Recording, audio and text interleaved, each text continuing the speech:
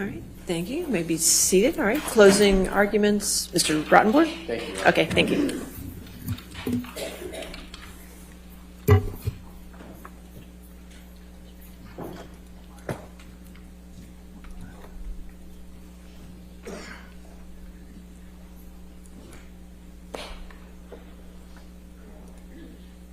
Good morning, everyone. Mr. Rottenborg, is your mic on? I believe it is. Oh, there we go. Okay. Let's get it. Does that work? Okay. In trying to convince you that Mr. Depp has carried his burden of proof in proving that he was never abusive to Amber on even one occasion, think about the message that Mr. Depp and his attorneys are sending to Amber and by extension to every victim of domestic abuse. Wait a minute. If you didn't take pictures, it didn't happen.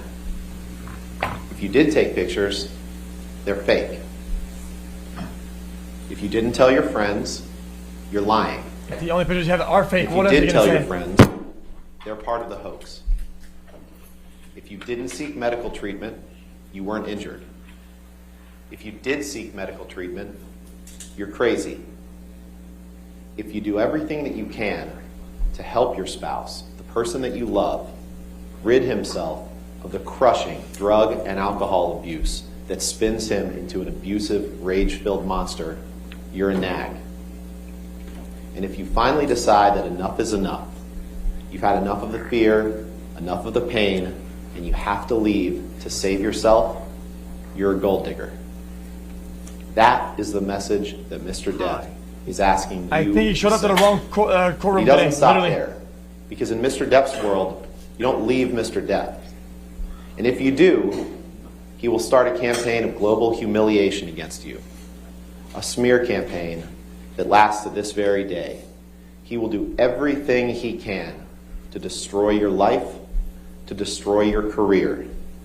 That is what they're saying, ladies and gentlemen. And that's what they're trying to get you, the jury, to be an accomplice to. But it's not surprising, because Mr. Depp cannot and will not take responsibility for his own actions. It's always someone else's fault.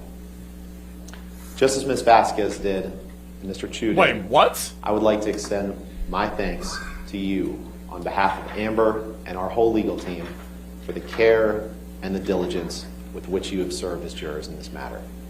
You've paid attention to every witness, If he every carried piece of evidence, and I can't even imagine the sacrifice Why didn't he that start you've with made this? in terms of time away from your friends, your family, your Wait, job. why to would be you here start on with this that? jury. It's a very important role that you're serving, and we thank you very much. Let's pick up where we started 6 weeks ago in opening statement. You may remember that I asked you to keep a simple question in mind, which is, why are you here? And much of what you've heard during the course of this trial, you don't need to make a decision on in order to return a verdict for Ms. Heard on Mr. Depp's claim of defamation. Now, we'll talk about Ms. Heard's claim of defamation against Mr. Depp, and Elaine will address most of that in a few minutes. Ooh. But your key question to answer is, does the First Amendment give Ms. Heard the right to write the words that she wrote in this article on December 18th, 2018? That's the question. And you cannot simultaneously protect and uphold the First Amendment and find in favor of Johnny Depp on his claim. You simply cannot. You have to decide, should someone be able to write an article like that in the United States of America without being sued successfully, without having to go through the hell that Ms. Heard has gone through? So let's talk about that. And to do that, we get to explain a bit more about the law that you have to follow. This is the op-ed piece. I'm not going to read it to you again. You heard me read it to you in opening statements.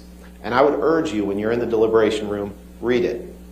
Read it again. And I know we focused on it, here and there over the course of the trial, but the vast majority of this trial has not focused on these words, on this piece. This is obviously the paper edition. There's the online edition as well. Now we get a chance to discuss with you exactly what you have to find about this article.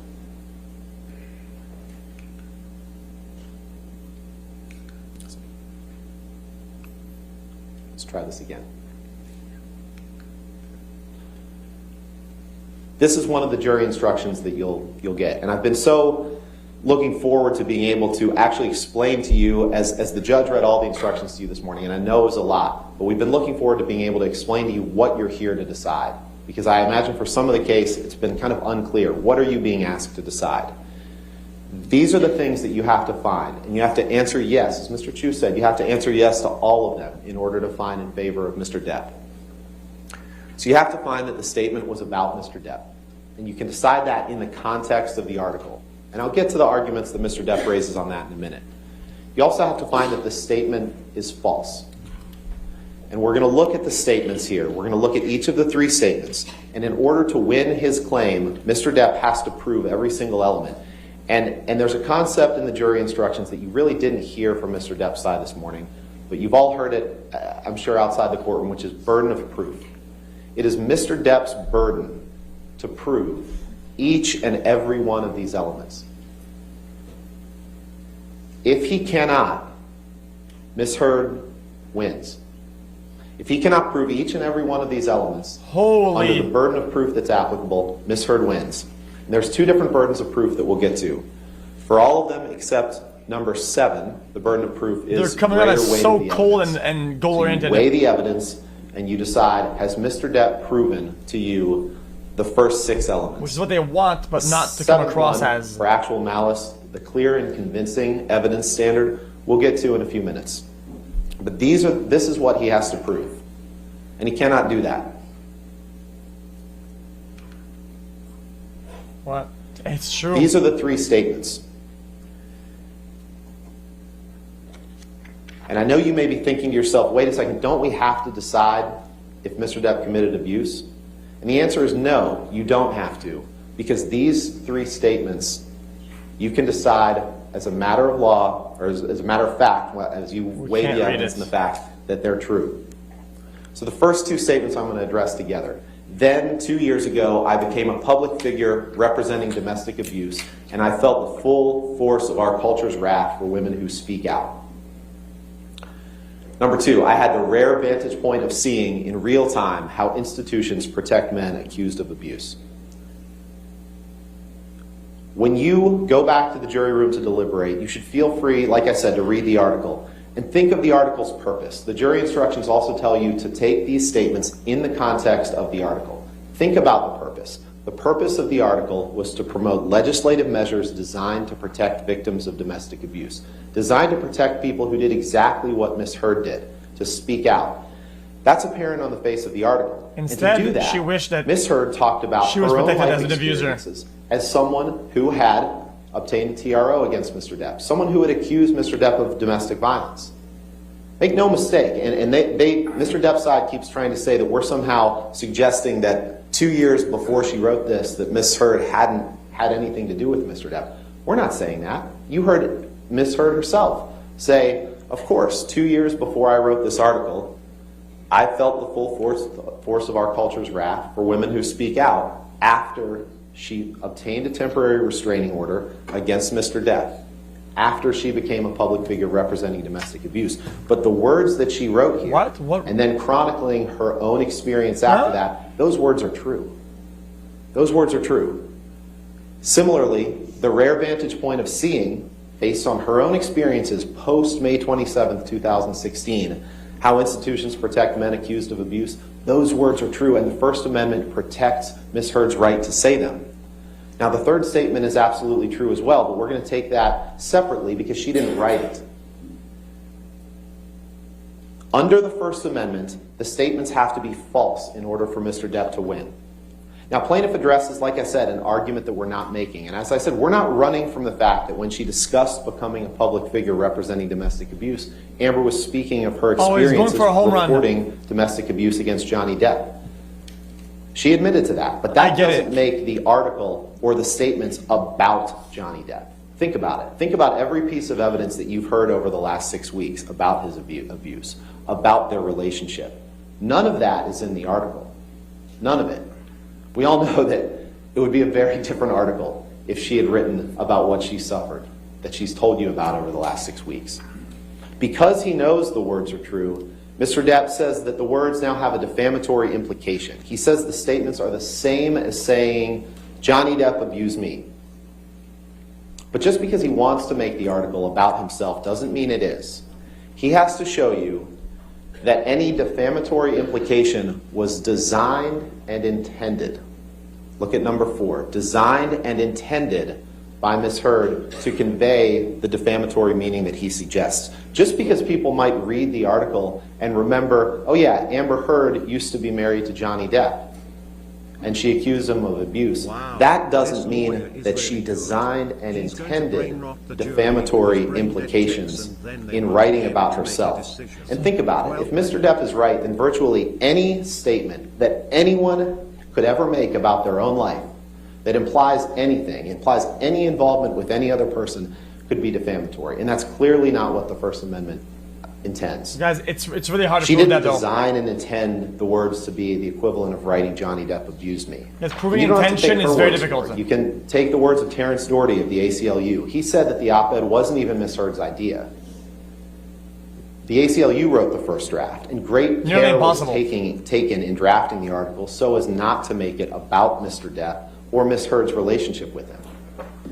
That's the only evidence presented about Ms. Heard's motive, except her statements that was exactly what she wanted to do. She wanted to talk about her experiences after Johnny Depp. She wanted to own her story after Johnny Depp and fit those into what other women experience, what other people experience having accused someone of domestic abuse and the backlash that they suffer, and then talk about legislative measures that could help protect people in those positions. That's what she meant, and that's what the article is about. There's no hidden meaning here, ladies and gentlemen. This isn't a hit piece on Johnny Depp. This isn't a hit piece on Johnny Depp. Wait, what? And you can end here. You can end there by saying the statements that she wrote I told you, were home not run. false in the First Amendment. That's what I protects said. Home run. Let's talk about You shouldn't end it at line 1 or line 2. The headline that was published The rest in is the irrelevant online version because the first only ones of the can't be article, proved. December Boom. 18th, 2018, said, I spoke up against sexual violence and faced our culture's wrath. A few points here. Number 1, and this evidence is undisputed. There's no dispute about this. So as you weigh the evidence, you don't have to check your common sense at the door, and you can weigh circumstantial evidence, you can weigh facts, but you can't see evidence where no evidence exists. And the undisputed evidence here is that Ms. Heard didn't write the headline, she didn't approve the headline, she had nothing to do with it, she was not given notice of the headline. She testified, you saw her testify about the sexual assault that she experienced at the hands of Mr. Depp.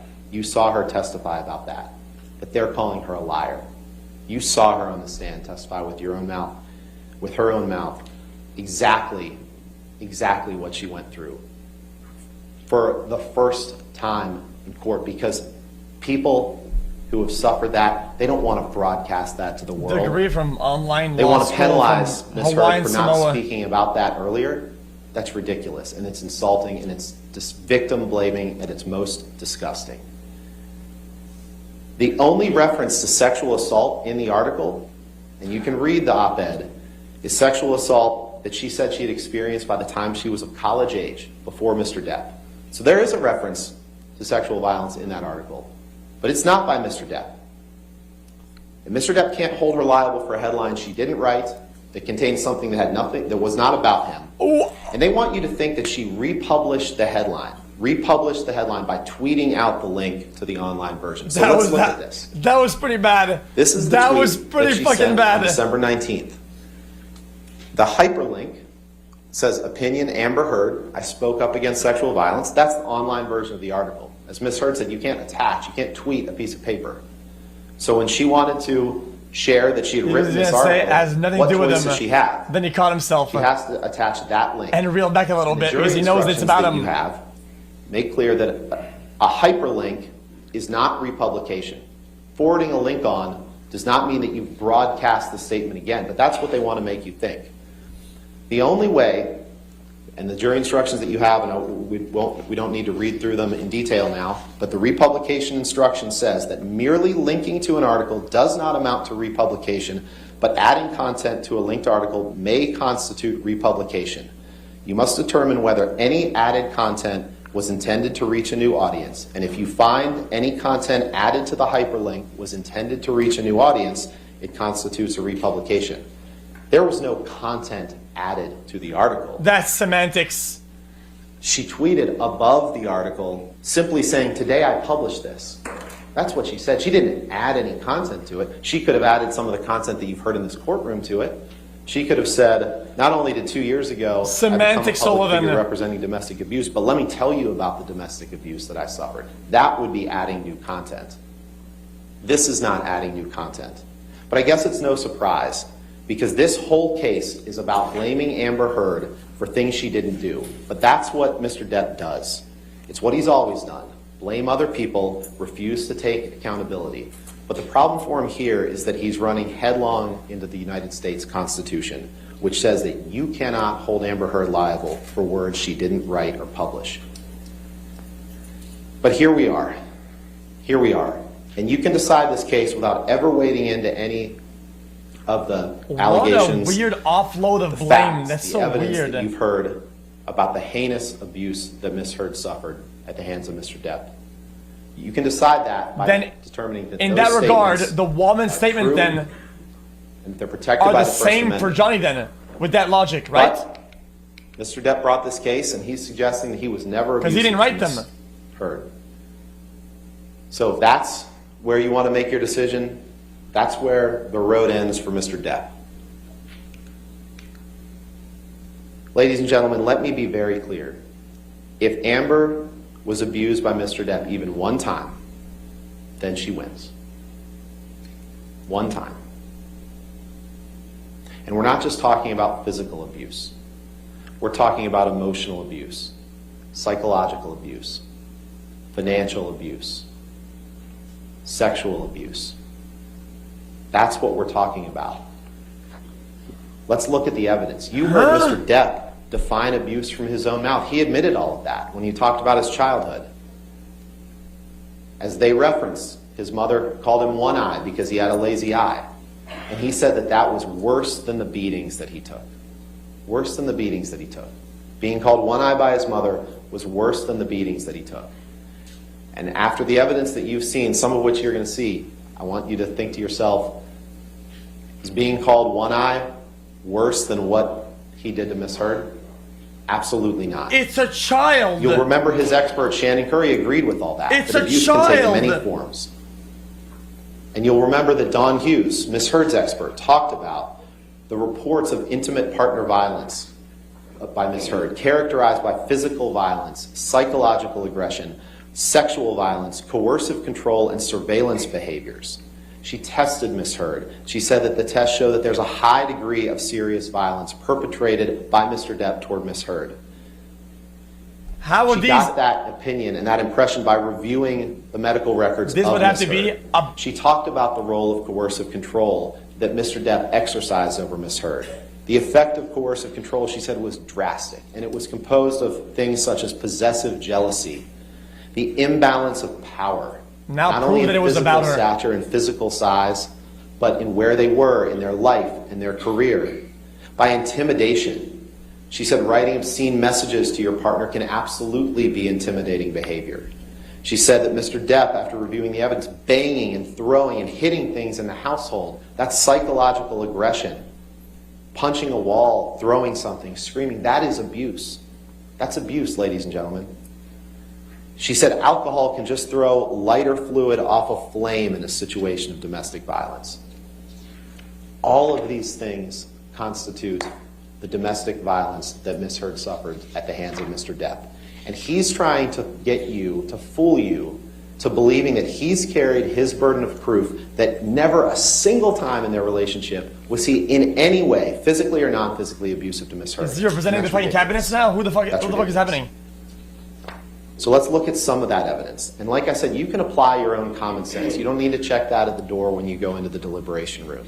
I'm going to walk you through the evidence, some of the evidence that's been presented, including evidence from Mr. Depp's own mouth, his own words or the words of his witnesses. Keep in mind the burden of proof. And as we go through this evidence, I'd ask you to keep this in mind as well. It's not about who's the better spouse. It's not about whether you think Miss Heard may have been abusive to Mr. Depp. It's not. Because remember, if you think that they were both abusive to each other, and that's what their witness Laurel Anderson testified to, then Amber wins. They're trying to trick you into thinking that Amber has to be perfect in order to win, even while they're ignoring Mr. Depp's many flaws. But don't fall for that trick. Amber's not perfect. None of us are. She's never pretended to be, and that's not what you're being asked to decide. One time, ladies and gentlemen, one time. If he abused her one time, Amber wins. Actually, if he fails to prove that he never abused her one time, Amber wins. So let's take a look at some of the evidence. This was one of the first messages shown to Mr. Depp That's not how it in works. his cross-examination. This is a message to Paul Bettany, his drug buddy, early on in their relationship, when he says, "Let's burn Amber. Let's drown her before we burn her. I will fuck her burnt corpse afterwards to make sure she is dead." That's not even true, though. Disgusting language that you could ever imagine. That is what he said to her at the beginning of the relationship. So let's look at how the relationship was bookended. You remembered Mr. Depp the other day in response to some text that we'll see later saying, "I don't write like that." There's multiple statements. Multiple ones. This is a bookend of the relationship. They're all This is after defamating it it. was over. One that is wrong. I Doesn't asked mean Mr. Depp to that case read is that GG. top text. You'll remember that was the only thing I asked him to read, and he immediately said I didn't write that text, even though, of course he did. Even though he wrote the text under it that said, "Hopefully, If that any of them cunt's are rotten defamating corpse it, is it's still decomposing in the fucking trunk of a Honda Civic." That's how he bookended their relationship. Ladies and gentlemen, these words are a window into the heart and mind of America's favorite pirate. This is the real Johnny Depp. This is the real Johnny Depp after Miss Heard decided that she couldn't take it anymore, decided that she needed to leave him. And I'm not going to reread this whole text to you. But this is where he says she's begging for global humiliation. And she's going to get it. He says, "I'll stop at nothing, and I can only hope that karma kicks in and takes the breath from her." Well, that was one of the only proven to be promises correct. to Miss Heard that Mr. Depp has ever kept. That's how he ended the relationship. But you saw how he started it. Now, Miss Heard did testify on the stand that Mr. Depp abused her countless times. First it started, they were very happy. They started dating in 2011, and things were good.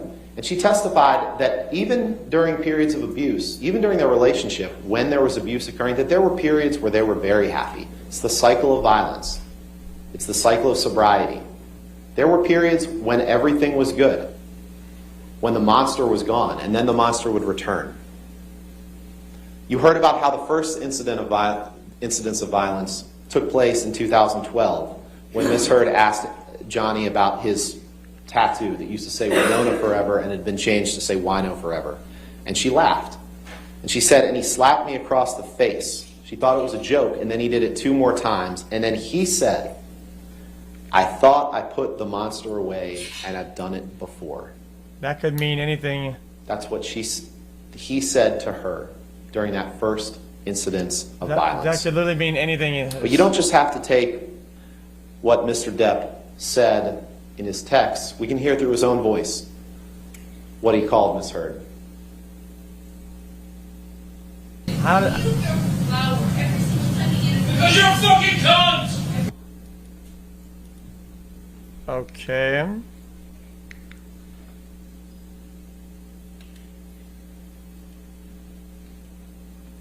We talked about the monster. You heard Mr. Depp get on the stand and say that that was Miss Heard's term.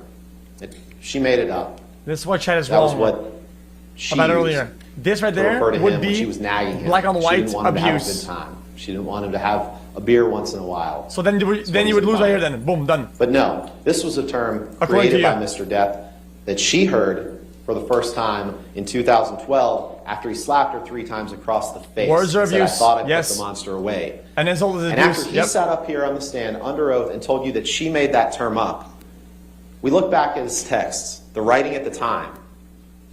The first text is after Australia in 2015, during a period of sobriety, a short-lived period of recovery for Mr. Depp, when he told Jerry Did Judge, what? his bodyguard, You want to get "All at me I have about to do is semantics? send the monster That's away and semantics. lock him up." Remember, he texted Elton John, or sent an email to Elton John in 2012, referring to himself as the monster.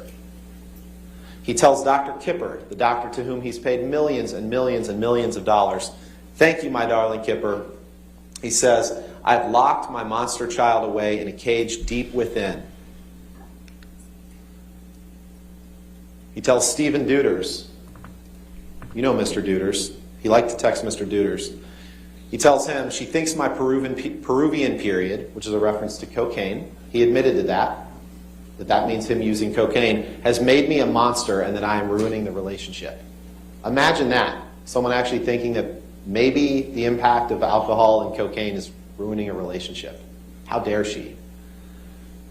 He says, "Need to discuss the news helicopters. The monster, I want to shoot a motherfucker, but don't worry, the monster is not involved." Mr. Depp knows that he can turn into a monster. He knows that. He knows that. He got up here on the stand and tried to deny that to you. None of these are demonstrative of what that is, though. None of these are demonstrative Let's see the monster. of concrete actions Let's or see the whatever. monster in the flesh.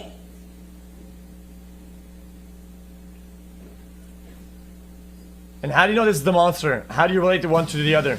How do you correlate them?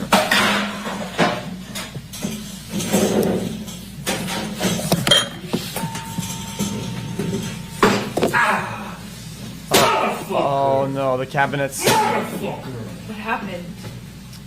The countertops, no.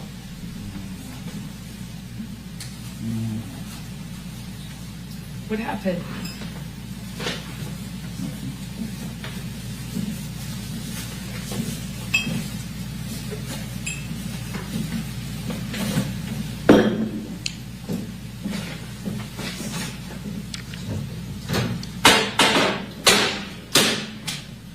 Oh no, please, not the cabinets again. No. Nothing happened this morning, you know that? Were you in here? No. So then nothing happened to you this morning. Yeah, you're right. I just woke up and you were so sweet and nice.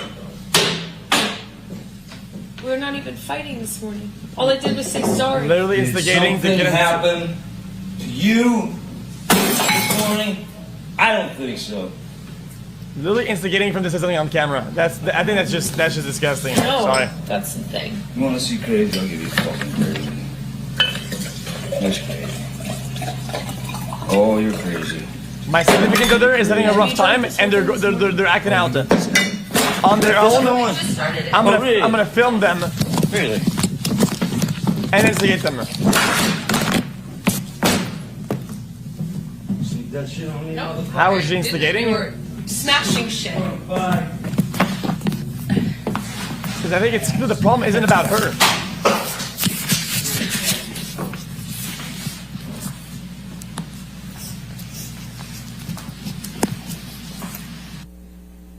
Do you see Miss Heard laughing in that? Even she says, not even having this morning yet.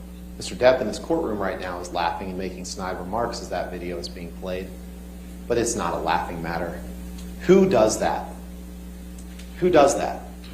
Imagine being in Amber's shoes on February 10th, 2016, videotaping him because when he's sober and sweet, you've never loved anything more. But when he mixes the drugs and he mixes drinks, he turns into this man. You've seen it before. That's instigating. You're praying Sorry. it won't happen again, but deep down you know it will. You know that man will come out. You know that monster will come out, and you want him to change. Imagine watching your husband, the person you love, behaving violently that way, like a wild animal. That is abuse. That's abuse. And you don't have to look at that incident in isolation to find that it's abuse. You can look at it in the context of their whole relationship.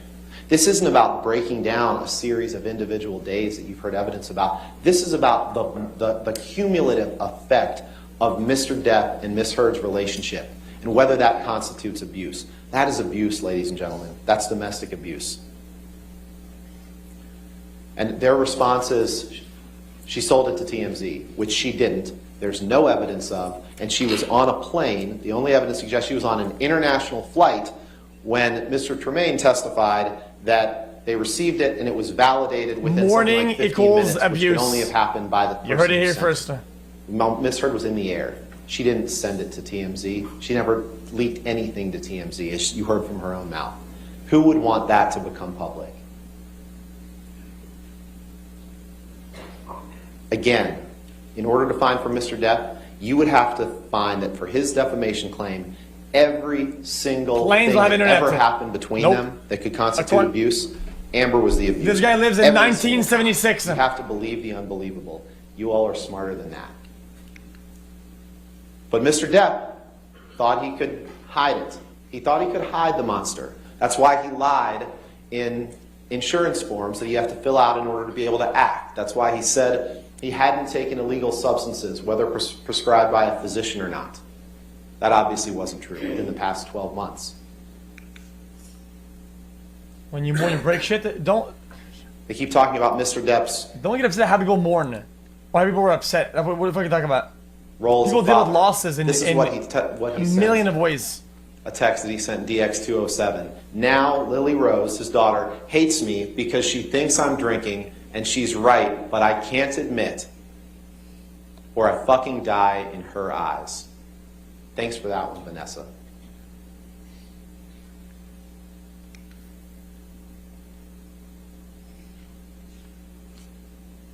This is Mr. Depp passed out in a Tokyo hotel room during the press tour for The Lone Ranger in 2013, when Ms. Heard testified that Mr. Depp screamed at me, and all I could think were the kids are in an adjoining room. And Mr. Depp passed out with his head like this. I don't think he was sleeping on the floor because he had a bad back. They keep referring to these pictures as she took pictures of Mr. Depp He's while in he was fetal asleep. position. Like, He's not asleep in that picture. He's passed out, drunk and high, and she's taking pictures because she wants him to realize what he's done and get help and seek help. Jesus Christ. I would have not chosen that picture I don't of think all that the looks other like ones. the spice cabinet of anyone in this courtroom. That's Mr. Depp. This is Mr. Depp. This is Mr. Depp. This is Mr. Depp. So abusive. And all you hear from Mr. Depp when these pictures are shown is snickering and defiance. Victim blaming. Blaming Miss Heard Snickering? for taking this picture of him, for trying to The only help. snickering we saw was the one when she filmed them a minute ago. So let's talk about some of these instances of abuse. Oh, forgot one. In March 2013, talked about the Wino Forever tattoo. In March 2013, there were a couple instances. There was one where on March 8th, and we'll get to that in a second, where he was drinking brown liquor and doing a lot of cocaine. Or that might have been that was March 22nd. On March 8th, this is when Mr. Depp backhanded her. She felt like her lip went into her teeth and got a little blood on the wall. He grabbed her by the arm and held her on the floor, screaming at her. I can see that. I can see that. We'll come back to this in a minute. Boom, proof right there. Now he's right. That was good proof right there. The man asleep. This Yeah. is March 22nd. Checkmate. This is what Mr. Depp said isn't every hour happy hour. Again, totally abandoning any responsibility for behavior like this. But what happened on March 22nd is he wanted Miss Heard to remove a painting by her ex-partner. And he wanted to admit to an affair that she wasn't having. She didn't admit to it because it wasn't true. So he decided to have some lines of cocaine and some whiskey for breakfast. And then, on the way to filming the Keith Richards documentary, after a multi-hour argument, he This is a grabbed setup, I'm sure. Literally a setup. their dog, their teacup Yorkie, and holds the dog, Boo, out of the window. This is of the literally moving car. a setup. And he's howling like an animal, Miss Heard said, while holding the dog out of the car. That is abuse, ladies and gentlemen. The drink is full. That's the lines are all abuse. there. None of it is snorted, and none of it is anything. It's all intact. Let's go back to this, because Ms. Vasquez read a parade of witnesses that she believes support If you Johnny's snorted or drank, you defense in this case. would think there'd be something But missing. as you've seen over the course of this proceeding, these witnesses, as I previewed in the opening, almost all of them are witnesses on his payroll. They're all scared to say anything bad about him, and they've seen what happens to people who do. And none were there for the instances of domestic violence. What they're saying is, oh, if he didn't abuse Miss Heard in front of his 4 bodyguards, then it must have never happened. That's essentially what they're asking you to believe. That's ridiculous. That's not the way domestic violence works. Take his sister, Christy. I know it seems like a year ago, but she was the first witness in this case. You'll remember her on the stand when I presented her with these texts that say, stop drinking, stop coke, and stop pills. You'll remember her squirming and saying, I don't think I was asking him to stop drinking, stop coke, stop pills. She couldn't even answer that basic question because she wanted to lie for Mr. Depp and say that Ms. Heard was delusional. She couldn't even admit this to you. She's nothing but an enabler. The same with Sean Bett, his head of security, who's been sitting in this courtroom for the past 6 weeks. He's right there. Mr. Bett was the one who testified to you that when Mr. Depp has a few drinks of alcohol, he said, I wrote this down, he said it's like the rest of us drinking sparkling water. I don't think that kitchen video that we just saw was like you or I when we drink sparkling water. This is the same Sean Bett who said that on the evening of May 21st, 2016, which Elaine will talk about in a little bit, he said Mr. Depp may have bumped something off a table. You've seen the pictures. You'll see him again. Just like Travis McGivern said that Mr. Depp rearranged Miss Heard's closet. You've seen the pictures. You'll see him again. Just like Tara Roberts in the Bahamas, who tried to blame everything on Miss Heard and only under cross-examination admitted that Mr. Depp passed out face down in the sand underneath a hammock and his son Jack found him there. She took a video of their cabin in the Bahamas to try to suggest to you that this assault that Ms. Heard alleges couldn't have taken place. But conveniently, she didn't take the camera into the closet where Mr. Depp held Ms. Heard, hit her. We'll get to that incident. She didn't take the video camera into the bathroom where he sexually assaulted Ms. Heard. She didn't do that because she wanted to generate evidence only favorable to Mr. Depp. Think about Sean Bett and Starling Jenkins' conflicting stories about the birthday party on April 21st. Remember, Mr. Depp experienced horrific financial news the evening of that night, April 21st, 2016. He learned that he was essentially out of money and he needed to start selling things. Well, we all know what Mr. Depp does when he receives bad news like that. He left the meeting at 9:30 and didn't arrive at Miss Heard's birthday party until 11:15. Okay, fine, he was late. But we all know what he does when he has that hour and 45 minutes of free time and he's stressed out about something. Mr. Bett testified, remember he said, I took him to his home on Sweetser Avenue, his other home, to pick up a birthday present. What is this laughing strat? Just stop that already. That's what he said. That's what he said. Just stop that. Mr. Jenkins, you may remember him, he testified by the video. Nobody link on the likes stand, that. And I said, you don't know what he did in that intervening time period. And he said, oh yes, I do. I do. He said, Mr. Depp was visiting his sick mother. And I said, who told you that? And he said, Mr. Bett.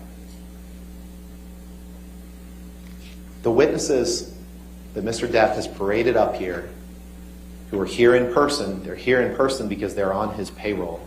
Almost all of them. And they're telling you whatever they think they need to tell you to get you to take Mr. Depp's side. Just as we previewed they would do in the opening. All 25 of them? But Mr. Depp would go through periods where he would apologize, where he would be grateful. I have no doubt that there were times when Mr. Depp wanted to get better.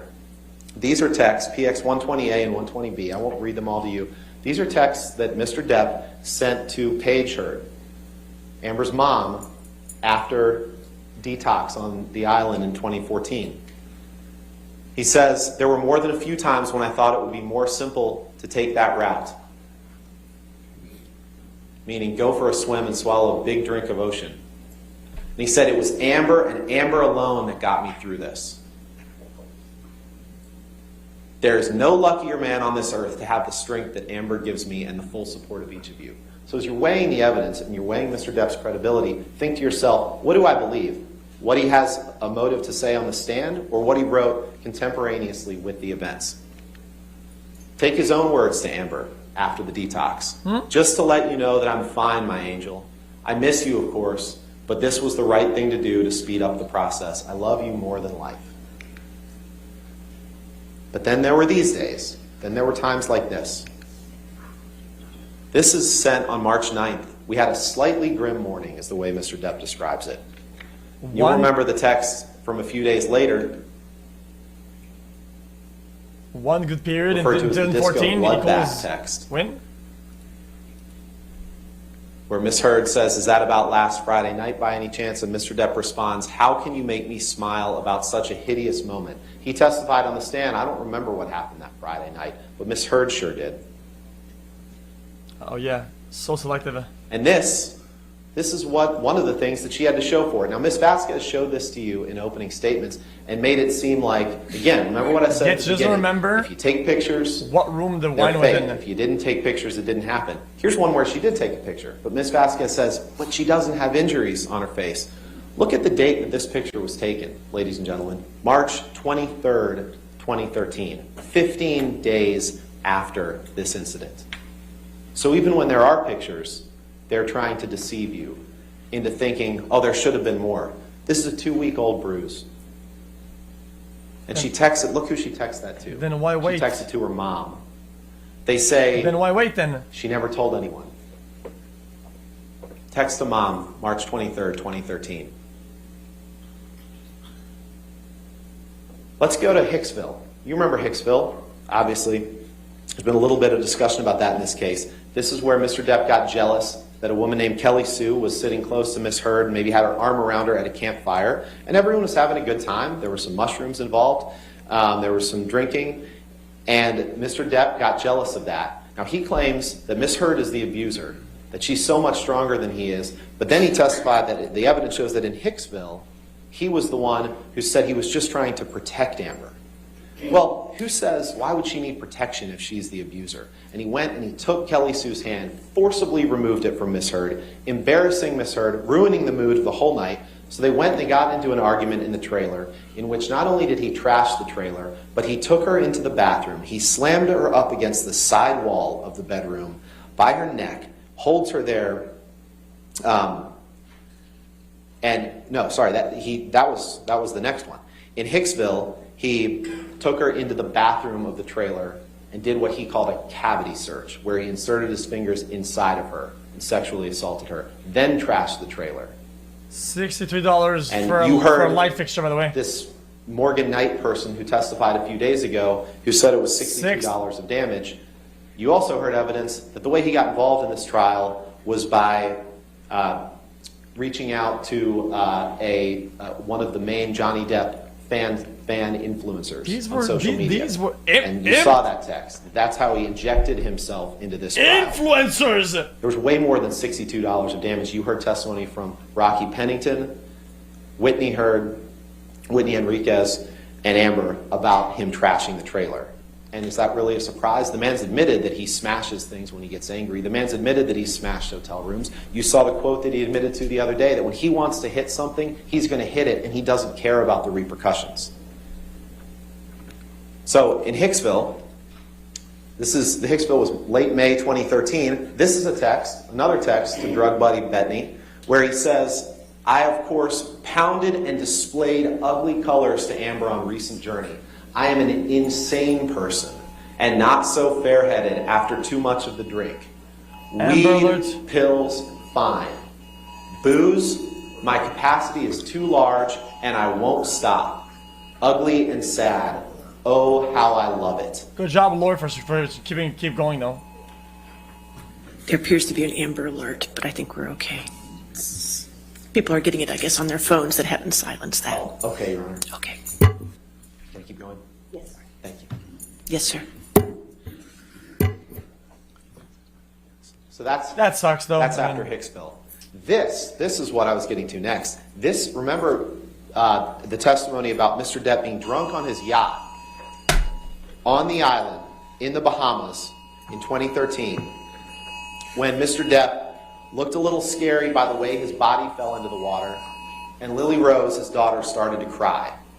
Miss Heard comforted Lily Rose, and then Depp accused Amber of making them aware of this, that he was drinking again, making his kids aware of this. And he slammed her up against the side wall of the bedroom, held her up by her neck, held her there for a second, and said, I can fucking kill you, and you're an embarrassment. That's what he said. And then, do you remember what happened? Lily Rose and Amber helicoptered away from the island. And while Amber was in the helicopter with Lily Rose, Mr. Depp sends her this piece of poetry. calling her a lesbian camp counselor because she cared about his drinking, and just ridiculing her for trying to protect his daughter. Sickening. This text, let's fast forward a little bit to, actually before we talk about this is the Boston flight. Let's talk about the Moscow flight. The Moscow flight, when Mr. Depp and Amber, she said that was the one time she took ecstasy or MDMA with Mr. Depp, and she learned her lesson. When he hit her on the plane, when he threatened to break the flight attendant's wrist, and Miss Vasquez, again, just tried to tell you, oh, he always wore rings. Now, Miss Heard said almost all the time he did, or maybe sometimes when he didn't. And in the picture that she just showed you, PX 1248, you can take a look at that when you review the evidence. That's a picture taken in Moscow with no rings other than a wedding ring on his finger, or some kind of ring. He's wearing one ring on his finger. And so in Mr. Depp's world, they're going to try to come at you either way. They say, well, he was wearing rings, but it didn't leave a mark on your face. And then they show you a picture where he wasn't wearing rings during that trip. So that's what happened in Moscow. On 2013, in London, Mr. Depp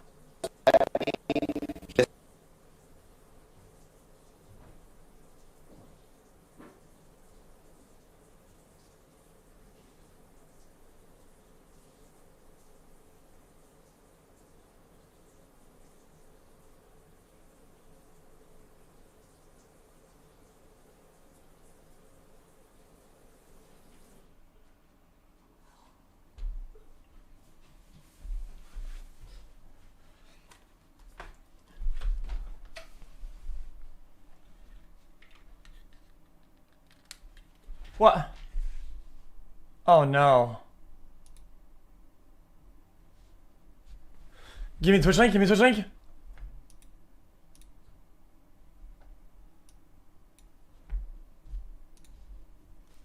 Or any other link? Leave when he got spun up like that, and she could see the monster coming. So let's fast forward to the Boston plane incident. Mr. Depp was jealous that she was filming a movie with James Franco.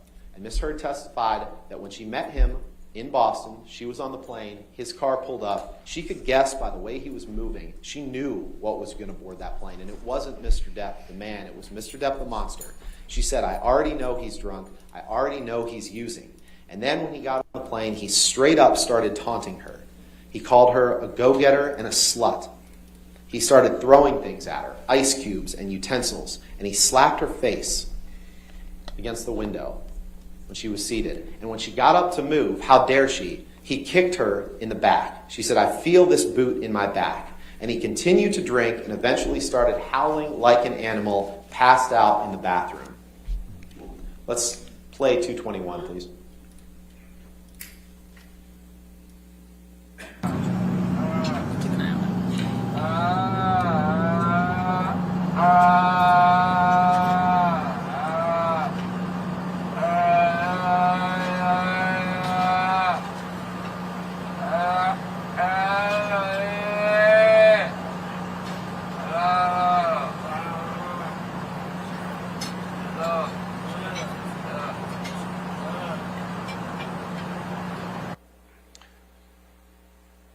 That's Mr. Depp on the plane, but he expects you to believe him that he didn't have anything to drink on that plane except for maybe one thing of champagne.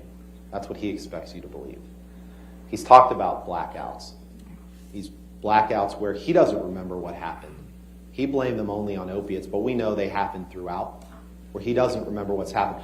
As you're weighing the evidence, as you're assessing whether Mr. Depp has borne his burden of proof, think to yourself, do you believe Amber's account of what happened on the plane, or do you believe that person's account that you just heard?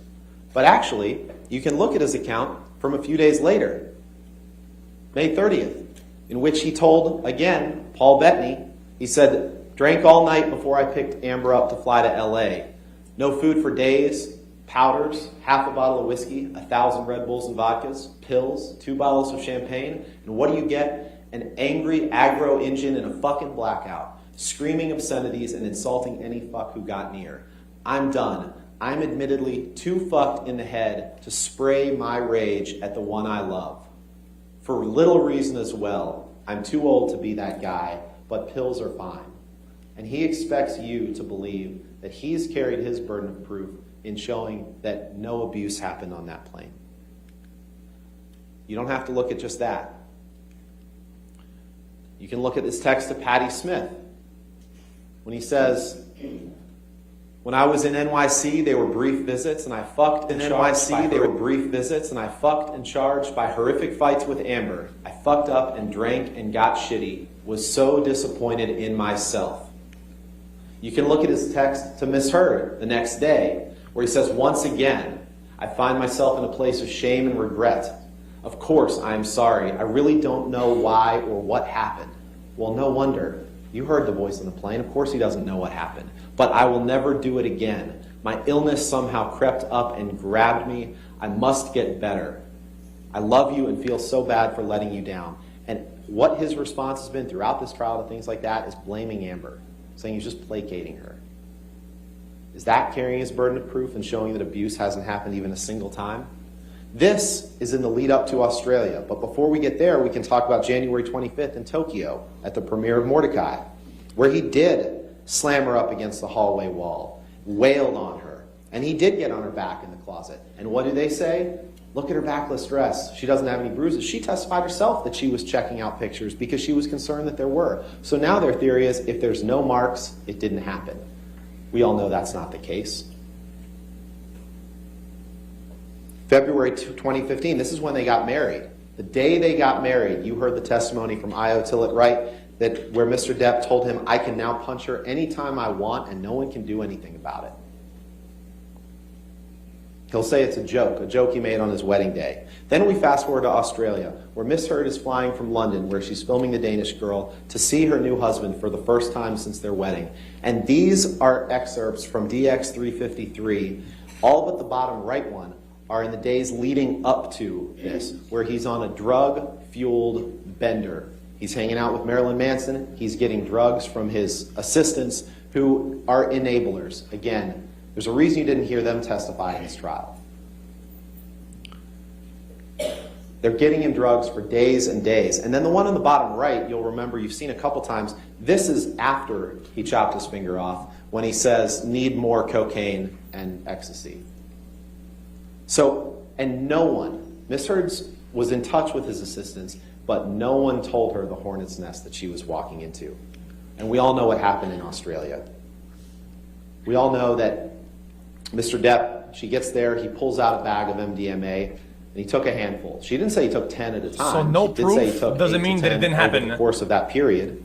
The second day, so Mr. no proof Depp means that it did claims happen? that Miss Heard refused to do a post-nup, calls Amber's domestic relations attorney, Michelle Mulrooney, you heard from her, when he was drunk, and he fired her. And he told Amber for about the 25th time, she said, the only way out of this is death. I don't want a post-nup.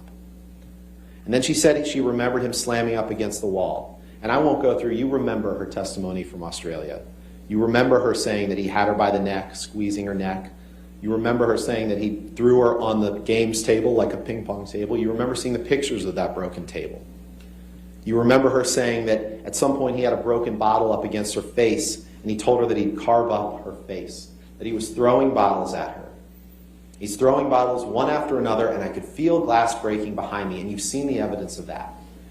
And he was just over and over again smashing the phone into the wall, screaming at me as she watched it break into pieces. Now, she doesn't know how he lost his finger. She said that she saw him smash a phone to pieces, and you heard him get impeached the other day with his testimony from the UK, which was different from what he testified here, where he said he did smash a phone. And then they tried to put that picture in front of you with a desk phone and suggest that that was it. It's deception. They're trying to deceive you. And then you heard Ms. Heard testify that the next morning she found meat that he had left all over the house. But not before what happened before she went to bed that night. Where Ms. Heard testified, and I remember trying to get up, and I was slipping on the glass. I was wanting to move. I felt this pressure in my pubic bone. I remember just not wanting to move because I didn't know if it was broken. I didn't know if the bottle that he had inside me was broken.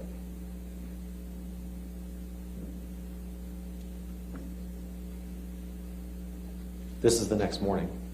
This is what he wrote with the bloody stump of his finger. And there's been testimony about what happened to cut the finger off, but frankly, it's irrelevant to your deliberations here. Amber could have chopped it off with an axe, and it has nothing to do with whether or not Mr. Depp abused her. But we all know she didn't. We all know that his fingers weren't curled, and someone was standing with a half-gallon vodka bottle from about where that canopy is, and threw it, and it somehow managed to damage just the bottom of the finger and leave the nail fully intact. We all know that didn't happen. Mr. Depp knows it didn't happen. We'll see some evidence of that. But here, he writes about her ambition, starring Billy Bob and Easy Amber, who talked about controlling jealousy, talked about him not wanting her to act. Dawn Hughes testified how that is a form of intimate partner abuse. Here he's writing on the mirror again, and they try to blame her and say that she wrote "Call Carly Simon." She didn't write that. Who was the lunatic? The handwriting matched. Who was writing everywhere? There's no evidence she wrote that. She testified she doesn't even know who Carly Simon was until she was told. This is some of the evidence. Mr. Depp told you a couple different stories the other day about the evidence on the right. He claimed that was the handle of vodka between those two beer cans there. But then under cross-examination, he admitted it's not, that there's not enough glass on the floor, that there's no handle of vodka on the floor. But what there is in the picture on the right is evidence of when he was throwing bottles past Amber's head and breaking that plate glass window. More writing, more abuse on the right. Imagining having a painting area where you're drawing two canvases and you and your husband get in a fight, and while you are asleep that night, he takes the bloody stump of his finger and dips it in paint and destroys your paintings. Ladies and gentlemen, that's abuse. Good luck and be careful at the top. And this is a good chance to talk about Mr. Depp's controlling and jealous rage and his desire to control Amber's career. He didn't want her to act. As early as 2013, he tells his sister, "I don't need actress bullshit and her fucking ambition." He tells her in this recording,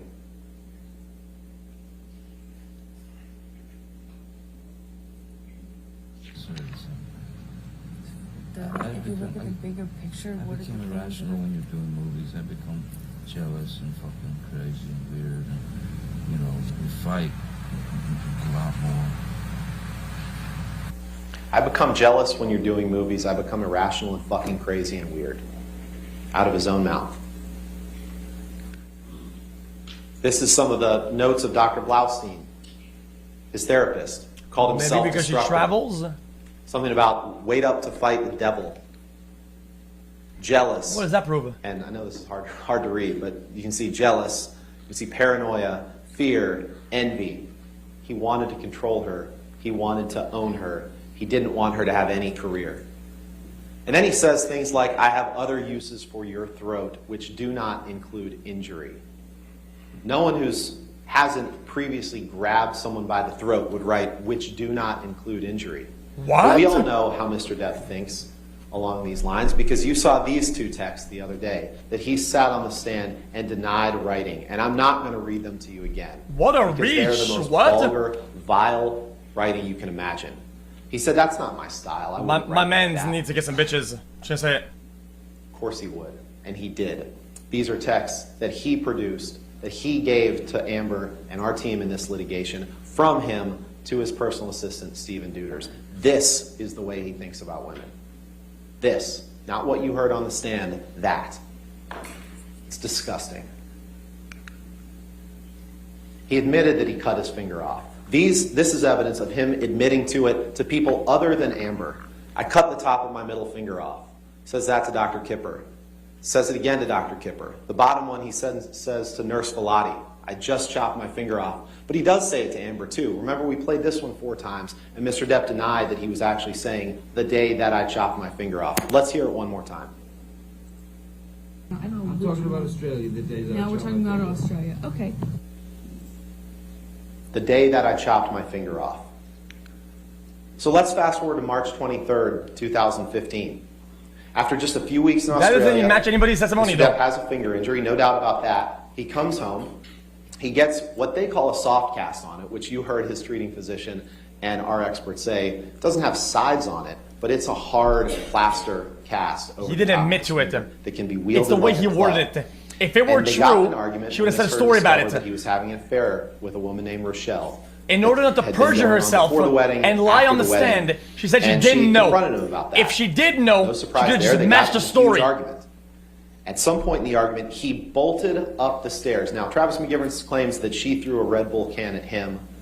She and Whitney Enriquez say that absolutely didn't happen. But even if you believe Mr. McGivern, at some point, Mr. Depp went up the stairs. He went to the fight. This is the man that claims he always wants to run, and this time he had his bodyguard with him. So he could have just walked out the door, but he runs up the stairs, and Miss Enriquez is standing on the precipice of the stairs, and Amber admitted that when she thought he was about to push her down the stairs, as he's grabbing at her and Amber with his free hand and trying to club them with the casted hand, that she said, Club them. I punched him square in the face. I punched him square in the face. And they showed you a picture of the shiner that she had. He probably worded it that way to avoid confrontation That of Mr. her Depp saying, had. you Miss made Heard me do doesn't this, deny and that. doing some circle. They're trying to say she's the abuser for defending herself and her sister from this animal who's running at them. This person that they claim couldn't possibly have done this because he had a hurt finger. Yet he could have done this. This is what Mr. McGivern said was rearranging her closet. I don't know what you all do when you rearrange your closets, but I hope it doesn't look like this. This is throwing a clothing rack down the stairs. This is knocking this over. This is what he did to rearrange her closet with his hurt finger that he couldn't possibly have hit Miss Heard with, they claim. That in and of itself, that destruction of property, even if he hadn't hit her that night, that's abuse. Imagine being married to someone and walking on eggshells so thick that you don't know if you set them off, if that's what's going to happen. That's abuse. And it's disgusting. But sometimes he would apologize. He'd say, I can't express how sorry I am for having stooped so low as to have spewed such vicious untruths for the sole purpose of hurting you. Grievous error, shameful. So he went in these cycles. He went in these cycles. She thought he could change for good. And when it was good, it was really good. But then sometimes things like December 15th came around, where she remembers him chasing her in the kitchen. She remembers him shoving her 2 or 3 times and sending her toppling over a Chase lounge and saying, do you really want to go again, tough guy? And she looked at him and he balled up his fist, leaned back, and headbutted her square in the nose and pounded her head with the back of his fist so she couldn't breathe on that bed that we're going to see in a second, where she was suffocating in this pillow top, and she said, this is when I thought I was going to die. He's going to kill me, and he doesn't even know what he's doing because he's out of his mind. And these are the pictures that they claim. I don't know what they're claiming. I don't know if they're claiming she painted on the bruise. Oh, you weren't hurt badly enough, so therefore you're making it up? Look under her eye. Oh, I was muted. Her eyes And look again, worse in their court theory today is than on that all picture. of this is a lie. All of this was some grand hoax. If this were a hoax, ladies and gentlemen, she'd have worse injuries than that. She'd really do it up. She took pictures as they existed when she could at the time of abuse. And yet Ms. Vasquez has the nerve to say, well, why didn't she videotape an incident of abuse? What, as she's being hit, she's supposed to somehow grab a video camera with one hand while she's defending herself with another hand? You heard her in one of the audio tapes talking about when she hit him as he was trying to barge at her and she got her feet caught under a door as he's coming after She her. could literally have her phone recording audio at any given time if she was abused so And many of times over course, 5 as years, Don 6 Hughes years. testified to, victims of coercive control like this, She they could do have try to she could have audio appease recording their at abusive all times partner in her pocket. and apologize for things that aren't their fault. So as you're coming at me, Johnny, and you push a door into me, and I have to hit you to get away, to protect myself, yeah, she did apologize for that because that's the cycle of violence. That's what victims do. Yet they continue to blame the victim.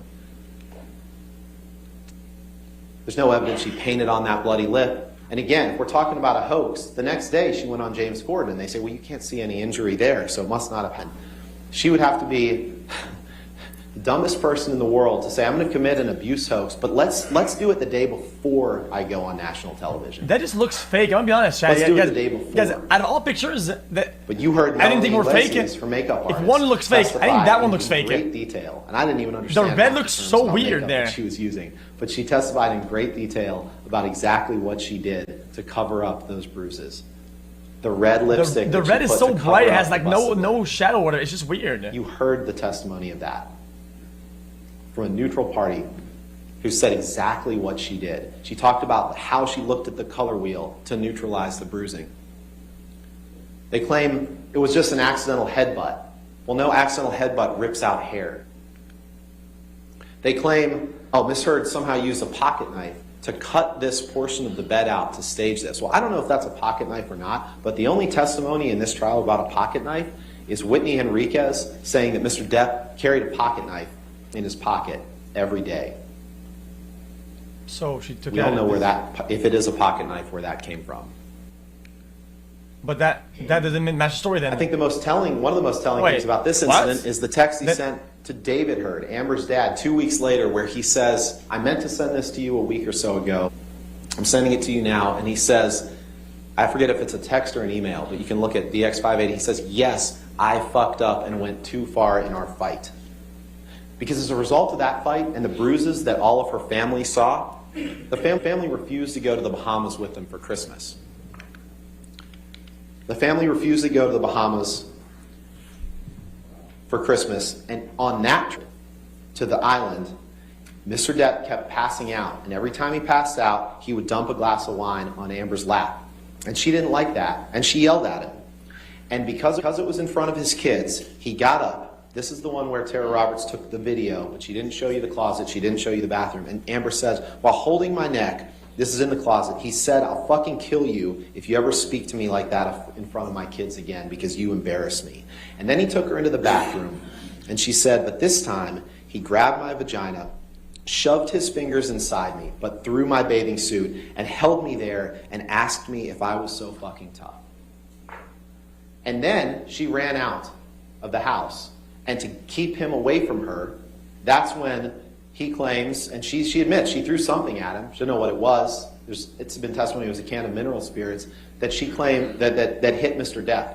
And Mr. Depp is somehow the victim in that encounter? Come on. We talk about the train ride to Asia. You saw the pictures taken before they got on the train ride where Mr. Depp has the same shadowing under his eye that he does in the allegedly abusive picture. But in that picture, he held in that train ride, talk about a honeymoon, he held her up against the wall while she was trying to get his arms off her neck, and he was squeezing her neck against the railway car, and at some point, I pulled the lapel of his shirt, he rips the shirt off, and she woke up with the shirt around her neck and a giant knot in the back of her head. Let's fast forward to her birthday party just very quickly. He experienced terrible financial news that night. He came over, they got into a fight. There's been conflicting evidence about that. But Amber said, I hit the side of the desk, he chest bumped me, he fell to the floor, I fell to the floor, and when I got back up, he held me down by the shoulders, and that's when he grabbed her by the pubic bone and pushed her down. And you'll remember Ms. Vasquez showing her interrogatory answers where she details a lot of this and saying, nowhere in there does it say that. And Ms. Heard says it actually does on page 64. And pointed out to Ms. Vasquez exactly where it says that. God, That's abuse. It's sexual abuse. Ha!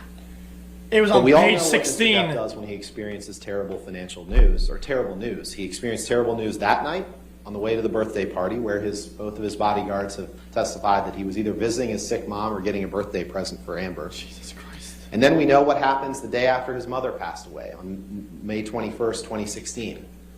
And we're going to skip through a little bit of this now. And Elaine will talk about this in the context of the counterclaim. But these are the pictures afterwards. These are pictures that now they're claiming that, well, they must have been faked. There's been no testimony in this case that these pictures were faked.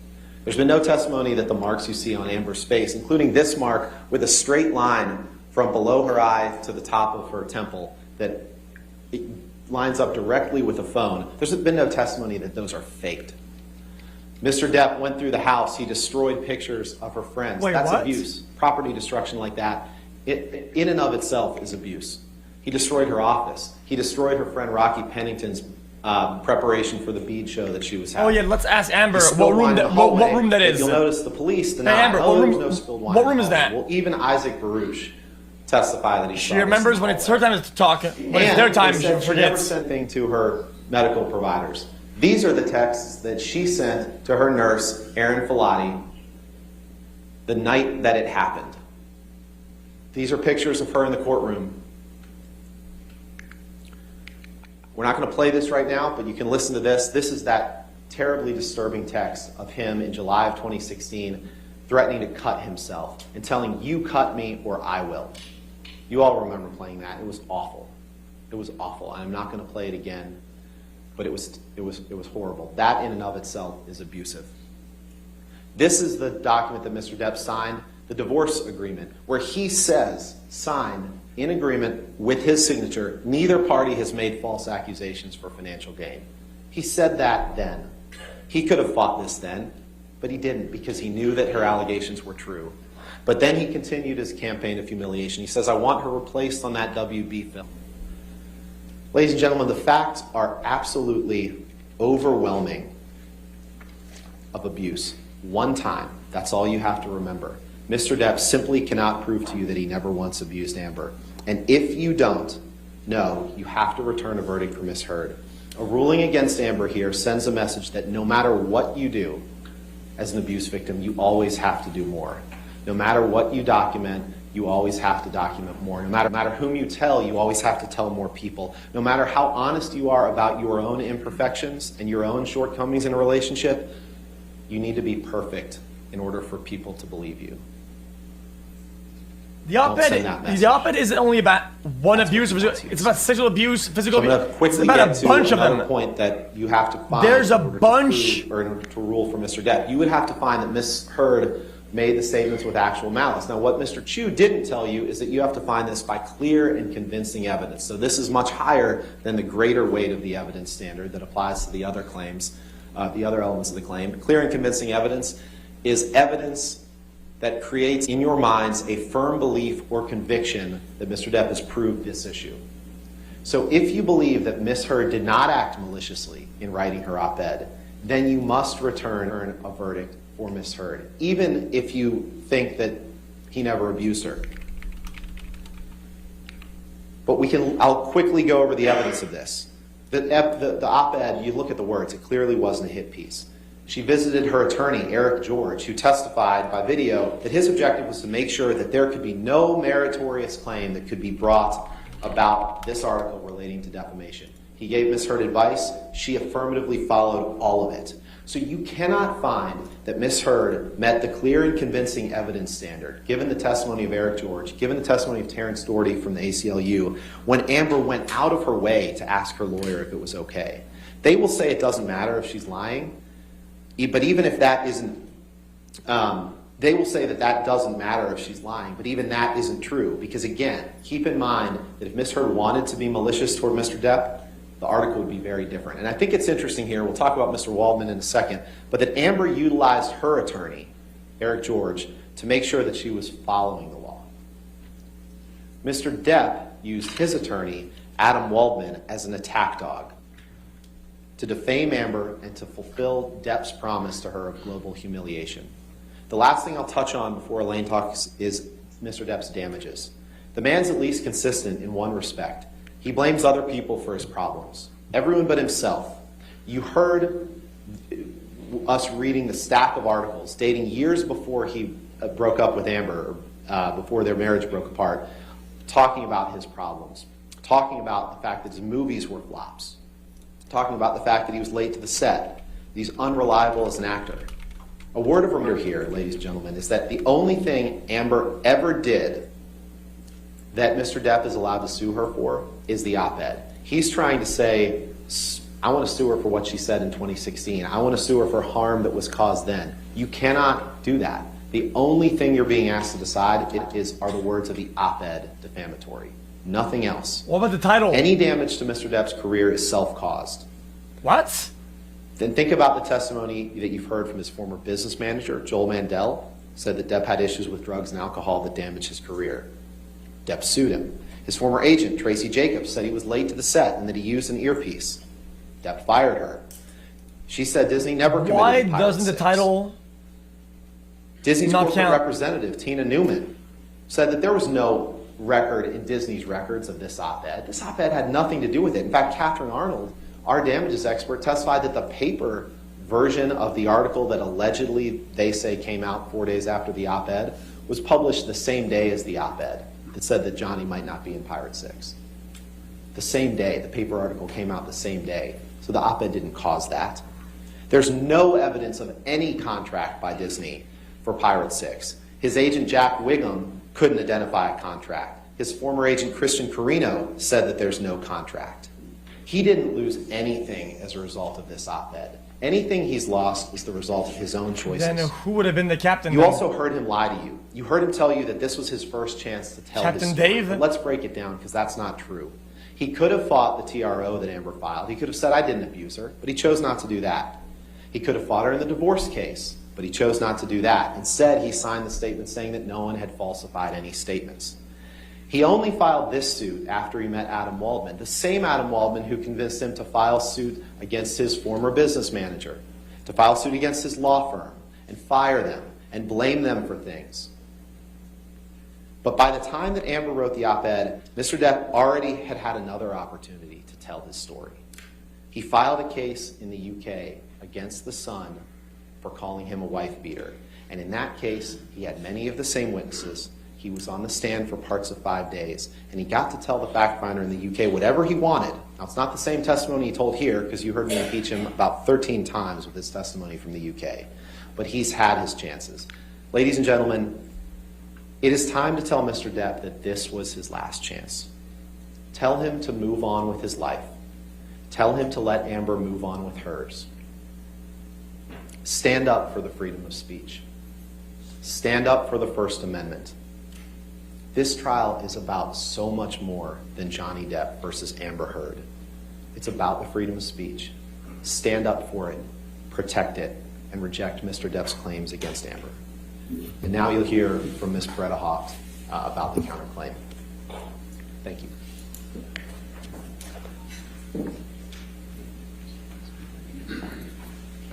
I mean, this is going to be useless because their own arguments, their own basis rolls them on their counterclaim. Everything that doesn't work for Johnny, if it doesn't work, doesn't work for them either, I feel like. So this is kind of useless. I mean, they know this is not happening. I get to say good afternoon.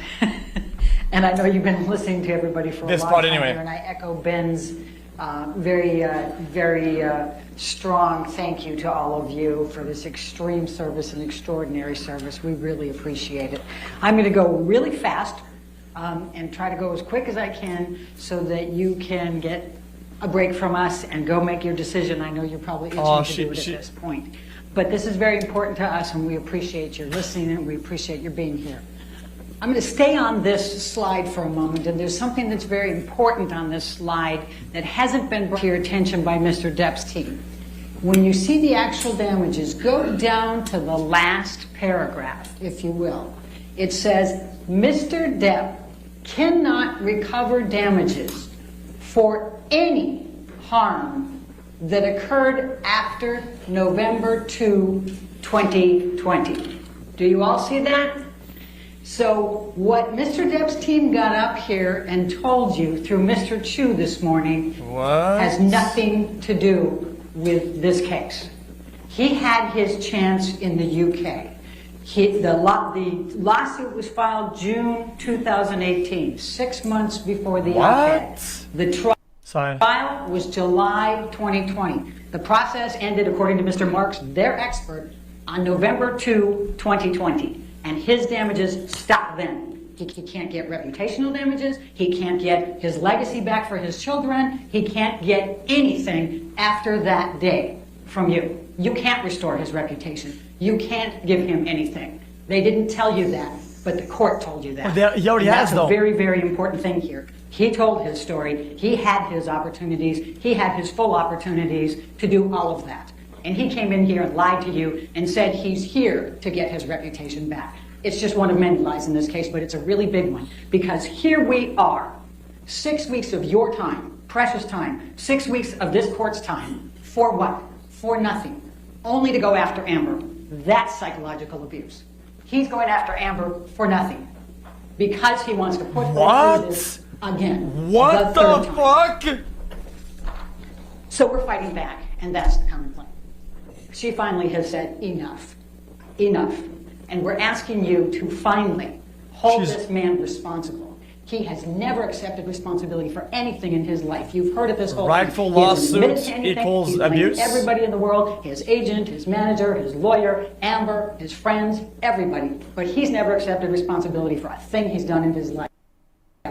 But we're asking you to accept, to make him accept responsibility, to hold him legally responsible for his actions, and to fully and fairly compensate Amber for what he has done by creating this concept of a hoax for the defamation that he has committed, that you have heard so much about, that just took wildfire and went off into negative media and has made Amber's life pure hell up to this day. We're asking you to do that, to compensate her, to be fair and hold him responsible so he stops. We don't want another lawsuit. We don't want anything else. We want to leave Amber alone and let her get on with her life and raise her child. So let's talk about the counterclaim for a moment. I still hold my stance. I think nobody wins. Statements. You've heard Mr. Depp say, well, why aren't you suing Mr. Waldman? Isn't that typical of Mr. Depp? He doesn't take responsibility for anything, so now he's going to blame his lawyer. But the evidence is very clear on all three statements, and we'll show them to you in a minute, that he says Adam Waldman, Mr. Depp's attorney, says these things.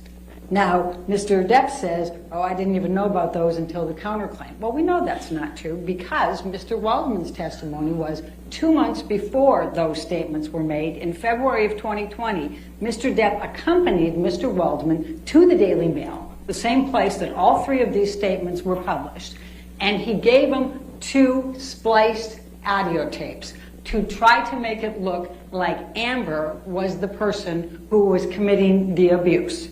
He went with him. He knew that Mr. Waldman was doing this. He knew that Mr. Waldman was launching a campaign against Amber to try to discredit her. And the timing of this, we're talking, the statements now are April and June of 2020. The trial is July of 2020. So they're launching an attack to try to discredit Amber before the trial in the UK.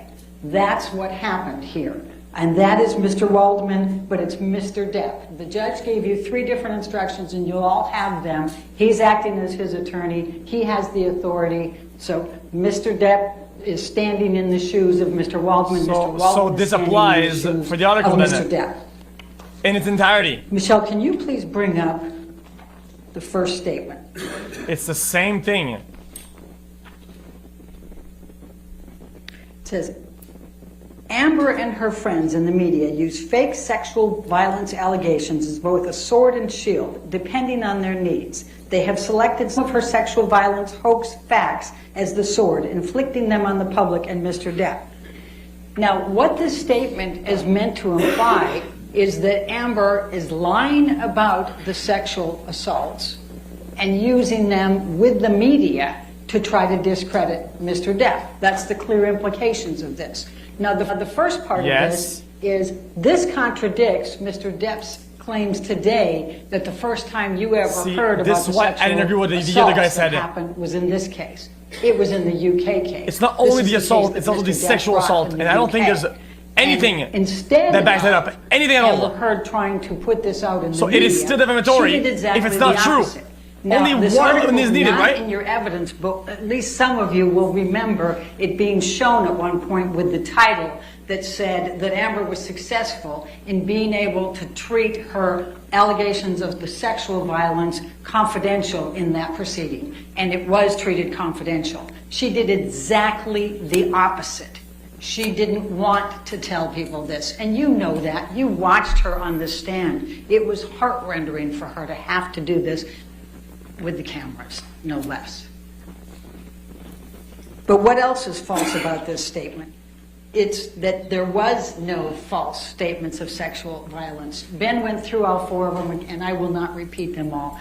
You heard the testimony, and interestingly enough, you didn't hear any stories that differed from that with Mr. Depp. He didn't get on the stand and say, you know, no, this didn't happen, to at least a couple of them. And he can't in Australia. He can't remember anything, likely. But if you just look at the pictures of the destruction in that house, I mean, imagine painting those canvases and how long that took and how much hatred and rage you have to have for somebody to do something like that. Writing on the walls, tearing up her nightgown and wrapping pieces of raw steak and putting it all over the house. Remember that she also testified that he took her clothes and swiped them through all the paint before she left. You know these things happened. With respect to the malice on this one, you know he knows that he did these things. You know that he knows he was out of it for 3 days. And that's all that we need to prove for malice. But there's a couple of more facts here. But you can find whatever Mr. Waldman's done, and you can find whatever Mr. Depp has done. And both of those are the same for purposes of evaluating the verdict form. They stand in each other's shoes. When you have an agent, and that's what the jury instructions say, you can go with both. What did Mr. Waldman do? There was an article about the sexual violence that he had put from the April one that went into the trial. Amber's testimony, she was sitting near him in the trial. Adam Waldman threw that newspaper down in front of her defiantly. That's actual malice. And she was quite upset, and you heard her testimony on the stand about that. He was just inflicting it on her.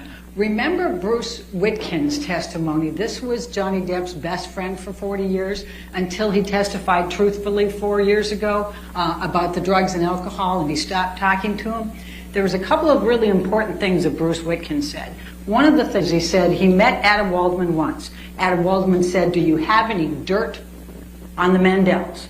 And he said no, and that was it. Then he didn't care. He is an attack dog. All he wants to do is attack and put dirt on people. The second thing that Witkin said that I think was pretty instructive was that Johnny Depp has deep-seated anger issues that have nothing to do with Amber. He remembered even back when Johnny was married to his sister-in-law, he had extreme jealousy even back then. And I think that's pretty significant. Remember, Mr. Witkin also was called in a few times to intercede in some of these fights between Johnny and Amber when he would become so angry. The last thing I thought he said that was actually pretty important was that Kipper and his whole group are a scam. He said, you know, how is it that they can be sober doctors, you know, for these years, and he's never sober. You know, he's even taking pot all the time. How can you be sober?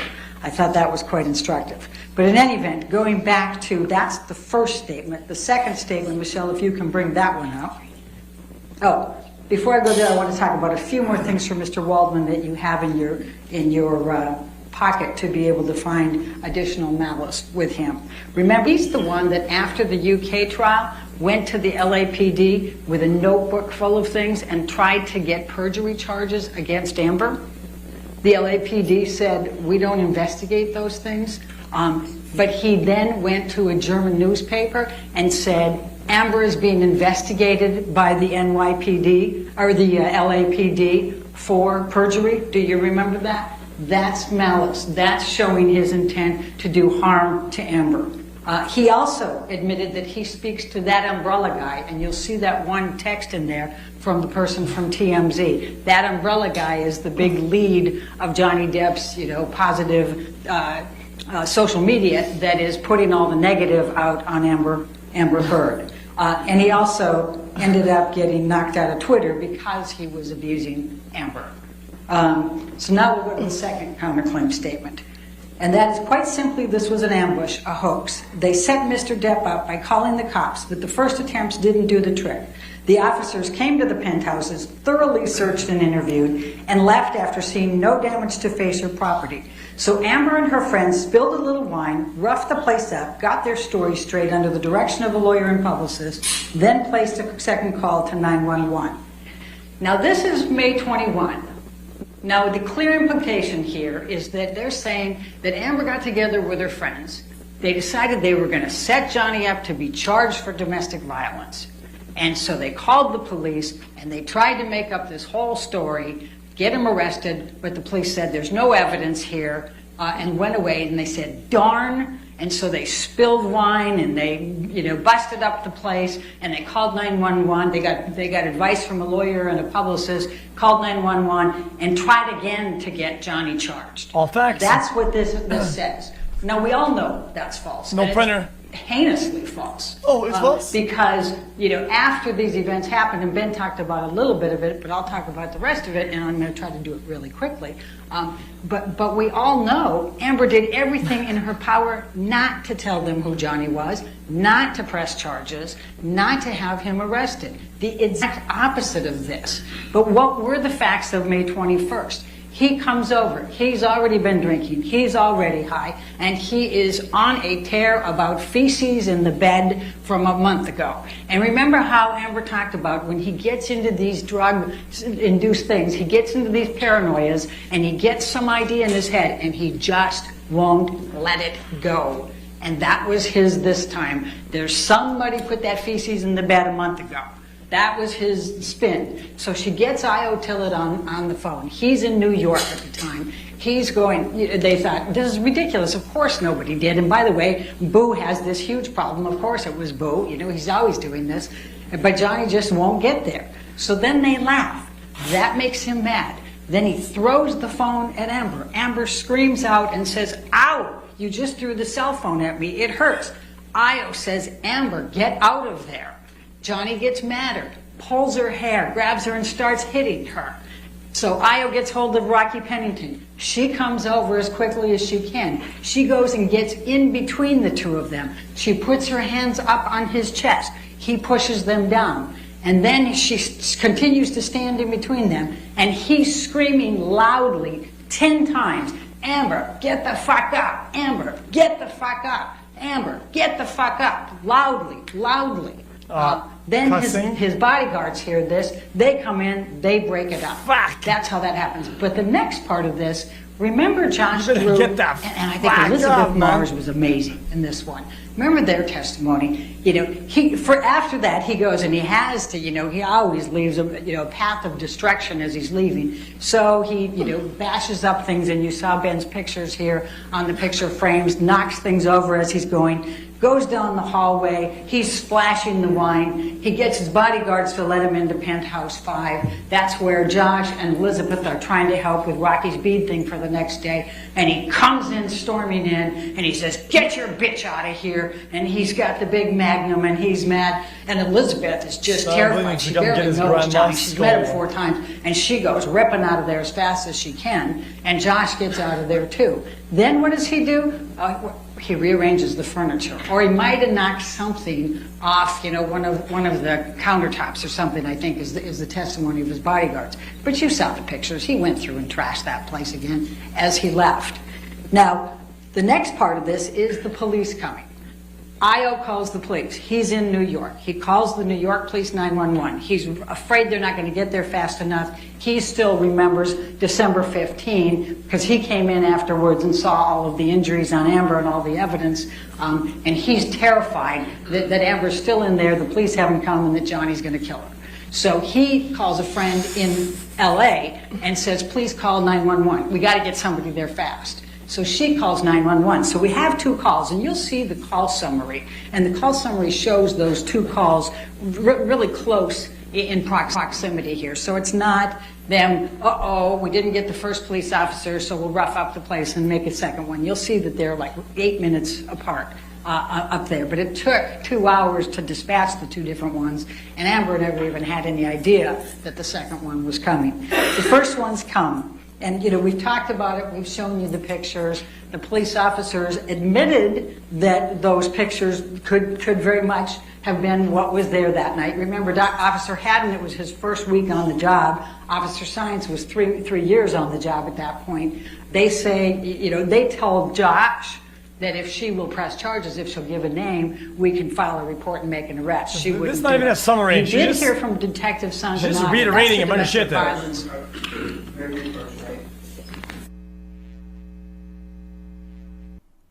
Wait. I mean, she's literally just paraphrasing everything just from the beginning.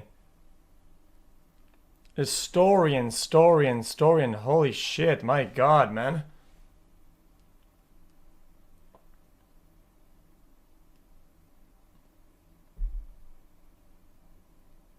Oh, what is he eating? What is that? Oh, icebreakers.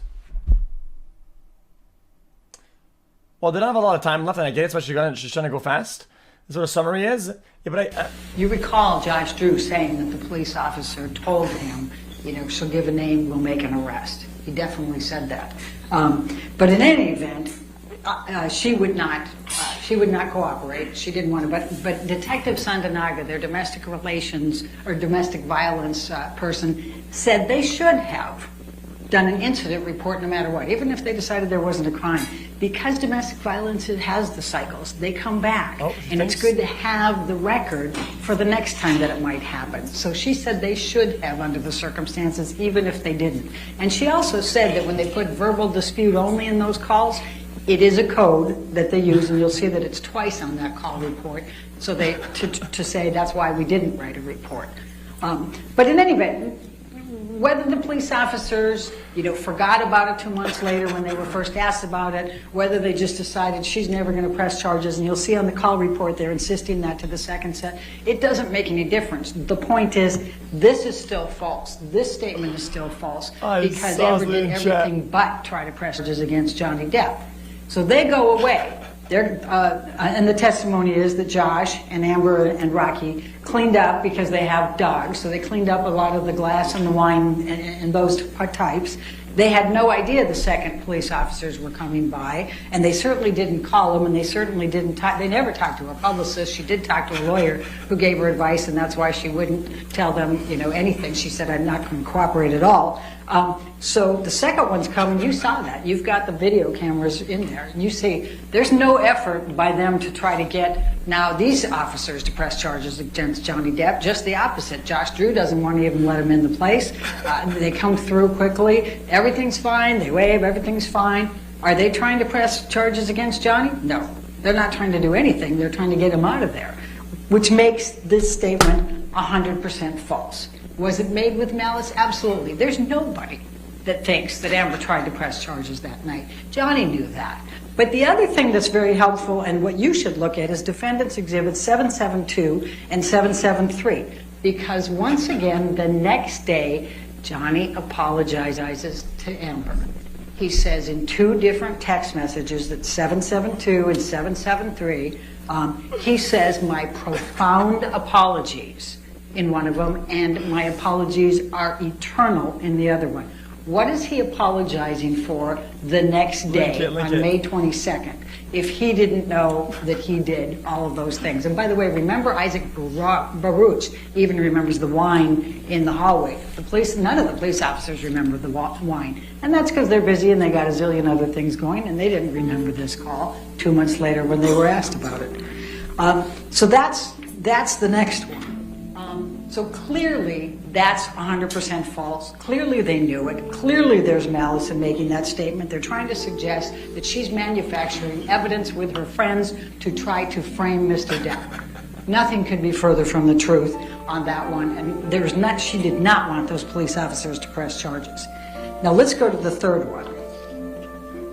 Oh, and let's talk about the makeup just for a moment while we're going to the third one. This makeup thing, fresh-faced, natural. These were Adam Waldman planting these when he talked to the ECB people. Remember the testimony here. We kept asking, so did you talk to Mr. Waldman? Did you talk to Mr. Waldman? Mr. Waldman was trying to plant in all of these people's minds. Objection, Your Honor. Somehow, she wasn't. Did he approach?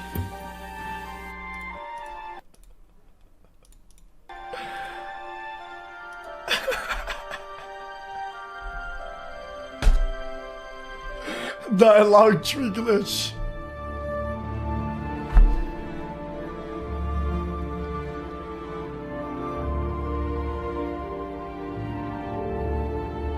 How am I coping? I know it's probably gonna be both lose. I don't give a shit.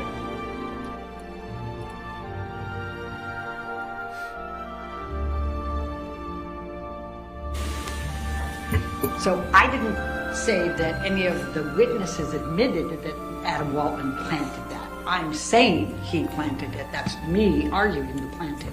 And that's because it's all the same thing. She wasn't wearing any makeup. She was natural. She wasn't wearing a stitch of makeup. Every one of them says it. It's the exact same thing. Well, why would you say that?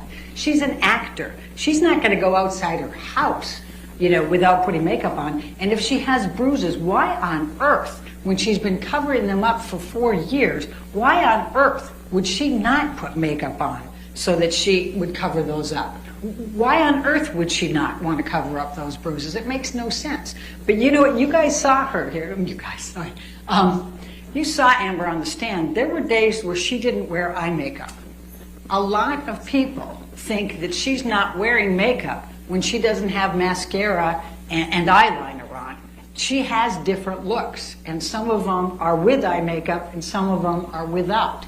And people misunderstand, especially people that aren't that good at makeup, and a lot of men, frankly, go, oh, then she probably doesn't have makeup. And that's where that mistake happens. But you heard her testimony, and you heard her makeup artist testimony saying she doesn't go out of her room without concealer and foundation. She knows how to put these things in. And you saw Defendant's Exhibit 155, and you'll have the actual thing in there. That's the type of palette she used, and she was very adept at telling you what color she puts on for the different days of bruises. This is a woman who for 4 years did everything she could to cover up anybody knowing anything about this abuse. Do you honestly think she's just going to walk around for the week with her bruises exposed? Of course she's not. Now, let's go to the third one. And this is the abuse hoax. He says, we've reached the beginning of the end of Ms. Heard's abuse hoax against Johnny Depp. Now, obviously the defamatory meaning of that is that Amber's creating an abuse hoax. But there is no abuse hoax. I don't need to tell you all of the evidence because Ben did a beautiful job of just taking you through all of those different things, but I will point out a couple things for you. And that is, remember Bonnie Jacobs, the therapist. Dr. Hughes and Dr. Spiegel testified about Bonnie Jacobs' notes. And remember that I was holding that, you don't get to see them, but they testified that they went through them. Dr. Hughes testified that she also spoke with Bonnie Jacobs. She kept contemporaneous notes from 2011 when she first started seeing Amber. And the abuse is documented in those notes of what Dr. Hughes testified to. They start in 2012, both physical and sexual. Objection, Your Honor. That Dr. Hughes testified to that.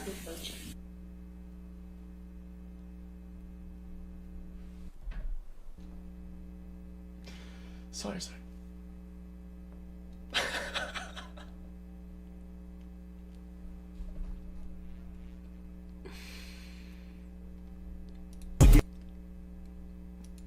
Yeah. If you missed his testimony.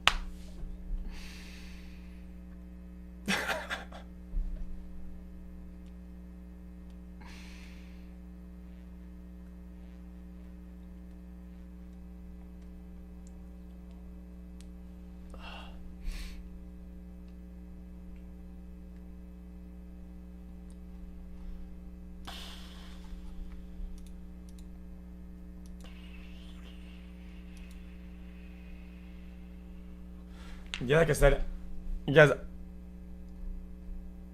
in my opinion, it doesn't matter anymore. Like, he already won the rep back, which is the whole point of this. I don't know why this this newer guy, dude, what happened with you, man? You don't come in chat very often anymore, and whenever you come, you're just kind of a weirdo.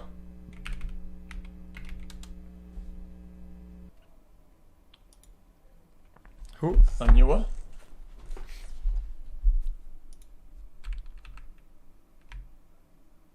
I don't remember how to type his name entirely. I found him. So Dr. Hughes specifically characterized Dr. Bonnie Jacobs' notes as reflecting both contemporaneous physical abuse and sexual abuse throughout that time period. Dr. Spiegel confirmed that later and said the same. When I asked Dr. Curry if she had reviewed those notes, she said yes, but she had no comment. And she Your Honor, objection. That was in there.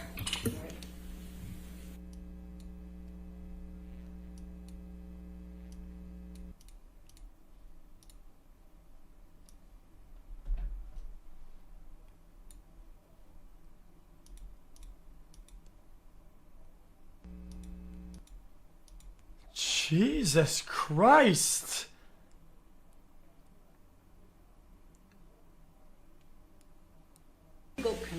confirmed that he had reviewed Bonnie Jacobs' notes as well. And when I asked Dr. Curry, she said she had reviewed them, but she had no comment, but she also didn't deny that those were in there. Amber Heard testified that she went back, and because of Bonnie Jacobs' notes, she realized for the first time that the abuse started much earlier than she even realized before. She always Is had worse than thought VC? that it had started in 2013. When she went back and saw Bonnie Jacobs' notes, she realized that it had started much earlier, and she was very embarrassed by that. Now, significantly, you remember that she testified about how she was first called upon to actually detail all of her events of abuse in February of this year. And she went through and took the notes, took photos, she took everything she had, calendars, everything, put it all together, and you heard about at least 64 pages of detailed accountability of that. And Mr. Depp's team has been able to not refute any of that. And remember, they tried to impeach her and say, well, you didn't say that. She said, yes, I did, on page 64. Remember that? It was a very, very difficult process for her because there was an awful lot of it, and she put it in great detail. Now, What in there made her cry? let's talk for a moment about the motive. What did she say that made her cry? They have said that she has created this whole hoax, and I think Ben's done a nice job of showing how that can't possibly have been. And this is warming up. But what would Amber Heard's motive be for creating a hoax or creating any of this or making any of this up? That's a big question here. They call her a gold digger, right? But she obviously couldn't have done it for the money because, first of all, remember the testimony of Laura Wasser, the divorce attorney. She said that Any liberators? California is a no-fault state and community property. So Amber doesn't have to have an abuse. She could have divorced him for irreconcilable differences, for abandonment, for adultery, for anything. She doesn't need an excuse. And she gets 50% of whatever he earns during the time of the marriage, unless they had a prenup or a postnup. The testimony from Michelle Mulrooney was that Amber completely cooperated with the prenup and the postnup, but it was Johnny Depp who, and you've already heard from Ben, called her up and fired her. He didn't want a postnup or a prenup. So she's entitled to 50% of everything he earns during that time. Now, we have Plaintiff's Exhibit 936 in evidence. And look at page 69. It says how much he made in 2015. It was $43 million. Remember Mr. Spindler, Depp's expert, who said that he made $22 million in 2016. So you got $65 million. Amber was entitled to 31.5 at least. That doesn't include all the back ends from, for example, Pirates 5. She was entitled to that money. Wait. So she didn't need to say anything. She could have just said, I don't like you anymore. I don't like the color of your hair. I'm going to divorce you. Your She Honor, would have been we're entitled going to to that. object again.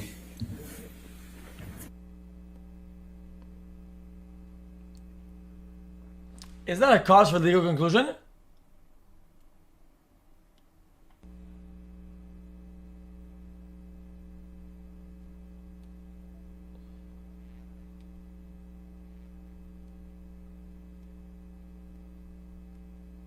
Am I wrong or is it?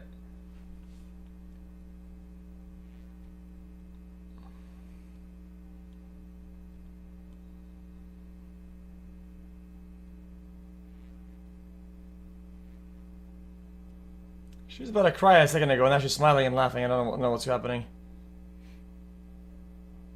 Maybe it's the voices, or maybe it's the other personalities taking over. Unlucky. They can make legal conclusions? Can they? Oh my god! My keyboard just broke in half.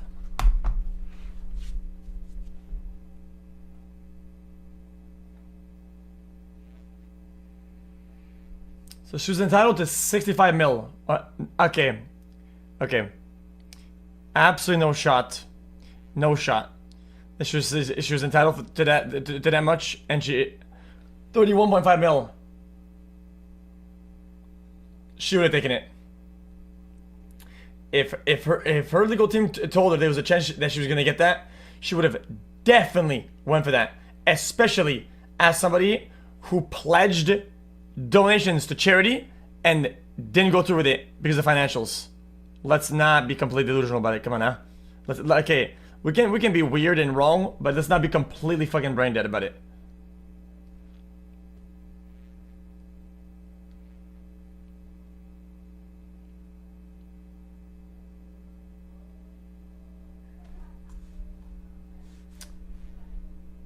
Oh no. So if you do the math, Amber is entitled to at least 31.5. What does she take? 7 million. What does she do with the 7 million? No, she that- gives it to charity. That's not how that She works. intends to give it to charity. Now they make much ado about That's versus not how that donations, works. But both the corporate designees for ACLU and for Children's Hospital said donation and pledge are interchangeable. You know, these are pledges. The ACLU corporate designee said you typically do pledges because of the tax benefits, and that's what she said. She pledged it over a period of time because of the tax implications to it, and because she was getting paid over the time. Well, but afterwards, now no. she started to make these donations, and you'll see that the first one was on behalf of Mr. Depp's business manager, Mr. White, actually sent the letters with 13 $100,000 months. for each of those. That was the initial ones. He was trying to take credit for those, and in fact, both the ACLU and Children's Hospital got confused and gave the credit to Mr. Depp, not to Amber, for those. Then she made payments to both, and Elon Musk also made payments to both for $500,000 each, which she didn't count to her pledge, but they helped those organizations. At the end of the day, she's made $1 million in payments to them, but then she got sued here and hasn't been able to because she spent $6 million in attorney's fees. That is unrefuted. She still intends to pay those pledges, honor those pledges, and she said that throughout. $6 And I mil. elicited from both the ACLU and from Children's Hospital. Wait. They haven't expired. She can pay them She whenever can't she even afford wants that. to, and she fully intends to. But she has to get out from under this first. Wait, she can't even Now, afford that. who would blame a woman for giving $1 million in charitable donations? Who would do that? That sounds like psychological abuse to me. Now, Mr. Mandel testified that Johnny Depp is not a charitable person, and he hasn't written any big checks for him. Mr. Depp got on the stand and says he does it anonymously, but Mr. Mandel Make fun of me for a car I can't drive that's worth $300K, 300K, and then make fun of her for $6 mil for a case you now can't win. let's go to damages, because I promised you I was going to go pretty fast here. There's a few different types of damages, but one of the things that the court has talked to you about, she told you that because we have defamation, it's invidious, and therefore it's very difficult to prove these. And so these damages to business reputation, inconvenience, embarrassment are presumed. You don't have to prove those damages. And one great example of that is the testimony from Mr. Hamada at Warner Brothers. He didn't want to have to get in the middle of all of this with Aquaman 2. They haven't even released it. So he didn't read anything in preparation for his deposition. He didn't talk to anybody before his deposition. He said that he tried to do technicals and say, no, we never terminated her contract. But, oh, yeah, we did tell her we were probably not going to renew her option. And then we didn't change the script, but Amber got the script, and yes, they did change it. Then he said, no, we never negotiate salaries, but oh yeah, we did renegotiate Jason Momoa's and Gal Gadot's. So he just doesn't want to admit to any of these things. But what came out in Hamada's deposition, and I hope you were listening carefully to this, was the email from James Wan, the director, and Jason Momoa, her co-star, who said they guarantee if they are in the film, she is going to be Mera in the film. Why would they do that unless they thought Warner Brothers was being unfair to her? And why did she get almost knocked out of it? Because of the defamatory statements. When they came out, they took on a life of their own. What? Ron Schnell, the young Sheldon, I call him, or the Doobie. What logic is that? Our expert on IT, took you through and tracked how they tracked the defamatory statements, the language from the defamatory statements, how that went through the social media and the negative social media. And it kept going and kept going. And he tracked all the way until a few months ago over 2.36 million negative tweets, negative Instagrams, negative social media's comments about Amber that relate specifically to the information that was in those 3 defamatory statements. It took on a life of its own. They started to get Amber fired from Aquaman 2. They have continued to this day. They have followed her everywhere. Everybody has stopped wanting her. L'Oreal won't use her, even though they've kept her on from that time. She lost 3 different opportunities that were being discussed with her. The most significant part of that, though, is that Aquaman was the biggest blockbuster ever for DC Films. It was the biggest. It was over $1 billion. This was her opportunity for her star. Even the experts from Mr. Depp admitted this was her blockbuster. This was her mega. But what happened instead? As she's going through, as it's coming out, and in that 16 months they were going, well, nothing happened. Yeah, lots happened. She had 3 different films she was discussing. She got the L'Oreal contract. She got The Stand. All of those things were happening because of Aquaman. And then everything shut down. She wasn't allowed to do publicity for The Stand. She wasn't allowed to, she hasn't been allowed to do anything for L'Oreal. She got shut down from her charitable organizations. She ended up not getting the Amazon movie. And then they gave her a hard time about Aquaman 2.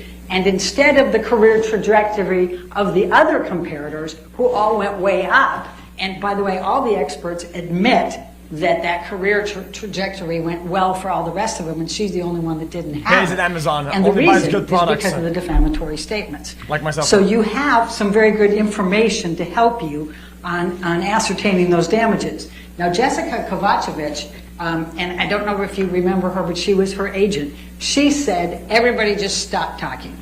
The producers don't want her, the directors don't want her, nobody wants her. We just can't get the traction, and we should have been able to get the traction, and they say it's because of those statements. So Catherine Arnold gave you some good estimates on this, and she gave you a very good basis for it. And she didn't use Jason Momoa's or Gal Gadot's or the others. She used Amber's, but used those comparators to show that they got big movies, that they got commercial opportunities, that they got these TV opportunities. But she used the base that Amber had. So she used the $4 million from the Aquaman, that would be 3. She used the stands, how much they got paid per movie. And what she estimated on those, and she went through those details, paid $2,000 a week for other endeavors and projected into the next 3 to 4, that it's between $47 and $50 million that she could have had, instead of her star being completely extinguished. And that's what's happened to her. The emotional distress damages are even more extreme here. And that is, Don Hughes testified extensively about the PTSD and what she goes through. And every time she's called a liar, every time these hoax things come up, everything, it causes her to relive all of it. She talks about the panic attacks, the nervousness, the intrusive thoughts, the nightmares, all of the sweats, the anxiety that goes through all of this. It's significant, but probably the most compelling testimony that you could ever hear was from Amber yesterday, and when she took the stand before. It has destroyed her life. This has consumed her. She's getting death threats. Her daughter, they're threatening to put her daughter in a microwave, for God's sakes. She can't get away from this. It's everywhere. This media, the social media that has just Imagine you're that one guy who said at the end, consumed her life. As she said, and your DM is on national television because of that. No human being should be put through this. Now, Johnny Depp sued for $100 million. They got one guy. And we sent a message back saying, fine, then we're going to sue for $100 million because look at what you've done to her. We're not asking you to give $100 million. We're asking you to just look at the damages in this case and just be fair and reasonable in whatever you determine by following the evidence and the instructions. But we do ask that you fully and fairly compensate. I'm not saying it's a joke. You should never do that. Everything that she's been through, both in terms of reputation and emotional distress. The very last point is punitive damages, and you surely have those in this case. We've asked for $350,000 for the punitive damages, and we would ask that you award that. Thank you very much. Great, thank you. All right, ladies and gentlemen, what I'm going to do, we still have rebuttal closing arguments, but I can guarantee you that the rebuttal closing arguments will be done combined within 45 minutes. But what I want to do is go ahead and let you have your lunch. And then after lunch, we'll come back in the courtroom, have the rebuttal closing arguments, and then we'll submit the case to you, okay? All right, so go ahead and have your lunch. Do not discuss the case with each other, and do not do any outside research, okay?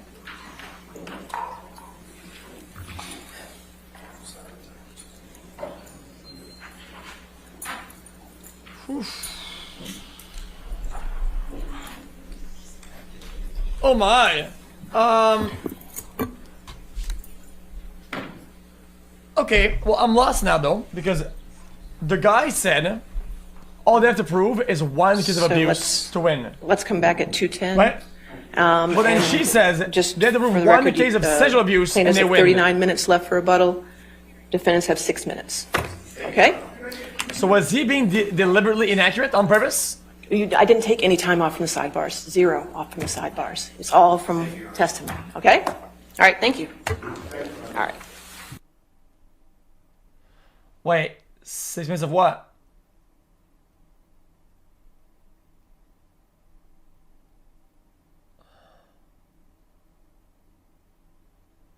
Wait, they only have 6 minutes left for a rebuttal?